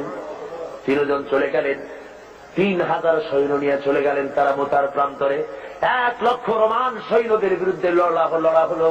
লড়তে লড়তে ময়দানে দেখা গেল মুসলমানেরা, হযরত যায়েদ মুসলমানদের ভিতর থেকে শাহাদাত বরণ করলেন, অনেক কাফের মারা গেল। এবার হযরতে জাফর ঝান্ডা হাতে নিয়ে সামনে অগ্রসর হতেছেন। কাফেরেরা হযরত জাফরকে ঘিরে ফেলেছে। হযরতে জাফরের বাম হাতে কোপ মেরেছে, হযরত জাফর ডান হাতে ঝান্ডা নিলেন, ডান হাতে কোপ মেরেছে। এবার দুটো হাত ঝুলে পড়লো, কাটা দুইটা হাত দিয়া ইসলামের ঝান্ডা বুকের সাথে জড়াইয়া ধরিয়া পাশের সাহাবীকে ডেকে বলে, আল্লাহর নবীর সাহাবী, নবীজিকে আমার বিদায় সালাম বলে দিও, আর নবীকে বলে দিও আল্লাহর নবীর হুকুম মোতাবেক ইসলামের পতাকা যতক্ষণ পর্যন্ত শরীরের মধ্যে রুহু ছিল আমি পতাকা মাটিতে পড়তে দেই নাই। আমার মনে হয় আমি শহীদ হয়ে যাব, যেহেতু আমার নাকের মধ্যে এখন আমি আল্লাহ পাকের জান্নাতের সুঘ্রাণ পেতেছি। ভাইয়ের আমার, হযরতে জাফর শহীদ হয়ে গেলেন। এরপরে হযরতে জাফর শহীদ হওয়ার পর হযরতে আব্দুল্লাহ এবং হযরত আবু উবাইদা দুইজনে এলেন এই পতাকা ধারণ করার জন্য। কয় আমরা গেলাম পতাকা আনতে, দূর থেকে দেখি পতাকা উঠতেছে, মনে মনে ভাবলাম এই পতাকা কে উড়ায়, কে ওখানে আমাদের আগে খেয়ে গেল। যায় দেখি হযরতে জাফরের হাত পাও গুলো ওরা কেটে ফেলেছে কাফেরেরা। ডান হাত কেটে একদিকে ফেলেছে, বাম হাত আর একদিকে, 2 পা কেটে 2 দিকে ফেলে দিয়েছে, দেহটা একদিকে ফেলে দিয়েছে, আর শুধু মাথা শুধু কল্লাম একদিকে পড়ে থেকে ইসলামের পতাকা কামড়াইয়া ধইরা উঁচু করে রেখে দিয়েছেন। ভাইরা আমার, হযরতে আবু উবাইদা বলেন, আমি হযরতে জাফরের মাথা, পা, হাত এবং দেহ সব এক জায়গায় করে পায়ের তালু থেকে শুরু করে পেছানি পর্যন্ত চুমা খাইলাম, কাফনের কাপড় পরাইয়া দাফন করে দিলাম, রক্ত মাখা শরীর নিয়া। যেহেতু যারা শহীদ হয়ে যায় তাদেরকে গোসল করানো হয় না। অমিয়া শহীদ হওয়া বড় সোজা ব্যাপার না, কঠিন ব্যাপার। শাহাদাতের মউত এত বরকতপূর্ণ মউত, রক্ত মাখা জামা গায়ে দিয়া, জুতা জামা যা থাকে ওই অবস্থায় তাকে কবরের মধ্যে শোয়াই দেওয়া হয়, গোসল দেওয়ানো হয় না। যেহেতু কবি বলেছেন, বামা হাসার গার খোদা পুরসিদ বাগুয়ান্দার জবাবে ও শহীদে খঞ্জরে ইশকাত গওয়াহি আকাফন্দারাম। কিয়ামতের দিন আল্লাহ রাব্বুল আলামিন যখন জিজ্ঞেস করবেন শহীদদেরকে, বান্দারে তুই আমার জন্য দুনিয়ায় কি করেছিস? শহীদ বলবে, খোদা গো কিছুই করতে পারি নাই, কিছুই করতে পারি নাই, তোমার দ্বীনকে জমিনে কায়েমের জন্য কথা বলেছি, লড়াই করেছি, ওই অপরাধে কাফের বেঈমানেরা আমাকে মেরেছে, ওই রক্তওয়ালা চিহ্ন নিয়ে আজ তোমার দরবারে হাজির। আল্লাহ রাব্বুল আলামিন বলবেন, শহীদ রে তুই জীবনের মায়া করলি না, বিবি বাল বাচ্চা মায়া করো নাই, আমার জন্য তুই জীবন দিয়া দিলি, তোরে আজ আমি কোনো হিসাব নিব না, বিনা হিসাবে আমার বেহেশতে চলে যা। ভাইরা আমার, হযরতে জাফর কবরকে কবরে রাখা হল। হযরতে আবু উবাইদা বলেন, স্বপ্নের ভিতরে আমি দেখি, রাত্রে ঘুমাইয়া স্বপ্নে দেখি হযরতে জাফর বেহেশতের মধ্যে ফেরেশতাদের সঙ্গে উড়ে বেড়াতেছে। আমি জিজ্ঞাসা করলাম, জাফর রে, আল্লাহ রাব্বুল আলামিন তোমার সাথে কি ব্যবহার করেছেন? হযরতে জাফর বলেন, ওরে আবু উবাইদা, আল্লাহ আমাকে জান্নাতের সব নাজ ও নিয়ামত দান করে আমাকে বলেছেন, জাফর তুই আমার কাছে আর কি চাস? আমি বলেছি, আল্লাহ কিচ্ছুই চাই না, আর একবার জমিনে পাঠাও। এইবার যদি জমিনে যেতে পারি, কাফেরদের বিরুদ্ধে লড়াই করে তোমার দ্বীন কায়েমের জন্য তোমার দেওয়া এই জীবনটা তোমার জন্য আর একবার দিয়ে আসবো। যেহেতু শাহাদাতের মওতের চাইতে ভালো মওত আল্লাহর জমিনে আর নাই, ধরে বলেন সুবহানাল্লাহ। শাহাদাতের মওতের তামান্না যদি কারো না থাকে, হাদিস শরীফে এসেছে, যদি জিহাদের তামান্না, জিহাদের ইচ্ছা, বাসনা কারো মনের মধ্যে না থাকে, মৌত হবে মুনাফিকির মৌত। কিসের মৌত হবে? মুনাফিকির মৌত। সুবহানাল্লাহ। মিশকাত শরীফের হাদিসে এসছে, একবার হুজুর সাল্লাল্লাহু আলাইহি ওয়াসাল্লাম এক জানাজায় হাজির হয়েছেন। হযরত ওমর রাদিয়াল্লাহু তাআলা আনহু বলছেন, হুজুর আপনি এই লোকটার জানাজা পড়বেন? এই লোকটা ইসলামের ব্যাপারে এই ক্ষতি করেছে, এই করেছে, সেই করেছে, নানান কথা উনি তুললেন। হুজুর উপস্থিত জনতাকে জিজ্ঞেস করলেন, ওই মিয়ারা, এই লোকটা সম্পর্কে তোমাদের কোনো ভালো কাজের রিপোর্ট আছে, জানো কিছু? কেউ কিছু কয় না। একজনে দাঁড়ায় কয়, হুজুর আমার কাছে একটা রিপোর্ট আছে। কি? কয় যে একবার আমি দেখেছি একটা ইসলামের মুজাহিদ দল জিহাদ করে রাত্রে এক জায়গায় তাবু গেড়ে তারা বিশ্রাম আরাম করতেছিলেন, আর আমি এই লোকটাকে দেখেছি সারা রাত দাঁড়িয়ে দাঁড়িয়ে মুজাহিদদেরকে পাহারা দিয়েছে, যাতে করে এই মুজাহিদদের কারো কেউ অত্যাচার করতে না পারে, রাত্রে আক্রান্ত না হতে পারে, সেই জন্য সারা রাত এই লোকটা দাঁড়ায় দাঁড়ায় পাহারা দিতে আমি দেখেছি। হুজুর জানাজা পড়লেন, মিশকাত শরীফের হাদিস। হুজুর জানাজা নিজে পড়লেন, জানাজা পড়ে কবরের মধ্যে রেখে আল্লাহর নবী বলেন, ও কবরওয়ালা, তোমার সাথীরা তোমাকে বলে জাহান্নামী, আর আমি নবী মুহাম্মদ রাসূলুল্লাহ সাল্লাল্লাহু আলাইহি ওয়াসাল্লাম সাক্ষী দিতেছি বেশক তুমি আল্লাহর জান্নাতি। সুবহানাল্লাহ, সুবহানাল্লাহ। হুজুর বলেন, ওমর, মানুষের শুধু বাহ্যিক দিকটাই দেখতেই দেখো না, তার অন্তরের আবেগ মহব্বতের দিকটাও দেখো, জন্মটাও দেখো। জোরে বলেন সুবহানাল্লাহ। ভাইয়েরা আমার, আল্লাহর দেওয়া এই বিধান বাংলার জমিনে কায়েম করার জন্য সাহাবায়ে কেরাম যেমন রক্ত দিয়েছেন, রাসূলে পাক যেমন রক্ত দিয়েছেন, জান দিয়েছেন, বাংলার জমিন আমাদের প্রিয় মাতৃভূমি, এই জমিনে আল্লাহর দেওয়া বিধান কায়েম করতে যদি রক্ত দেওয়া লাগে, জান দেওয়া লাগে, দিবেন আপনারা? দিবেন আপনারা? আমি আজকে এই মাহফিলে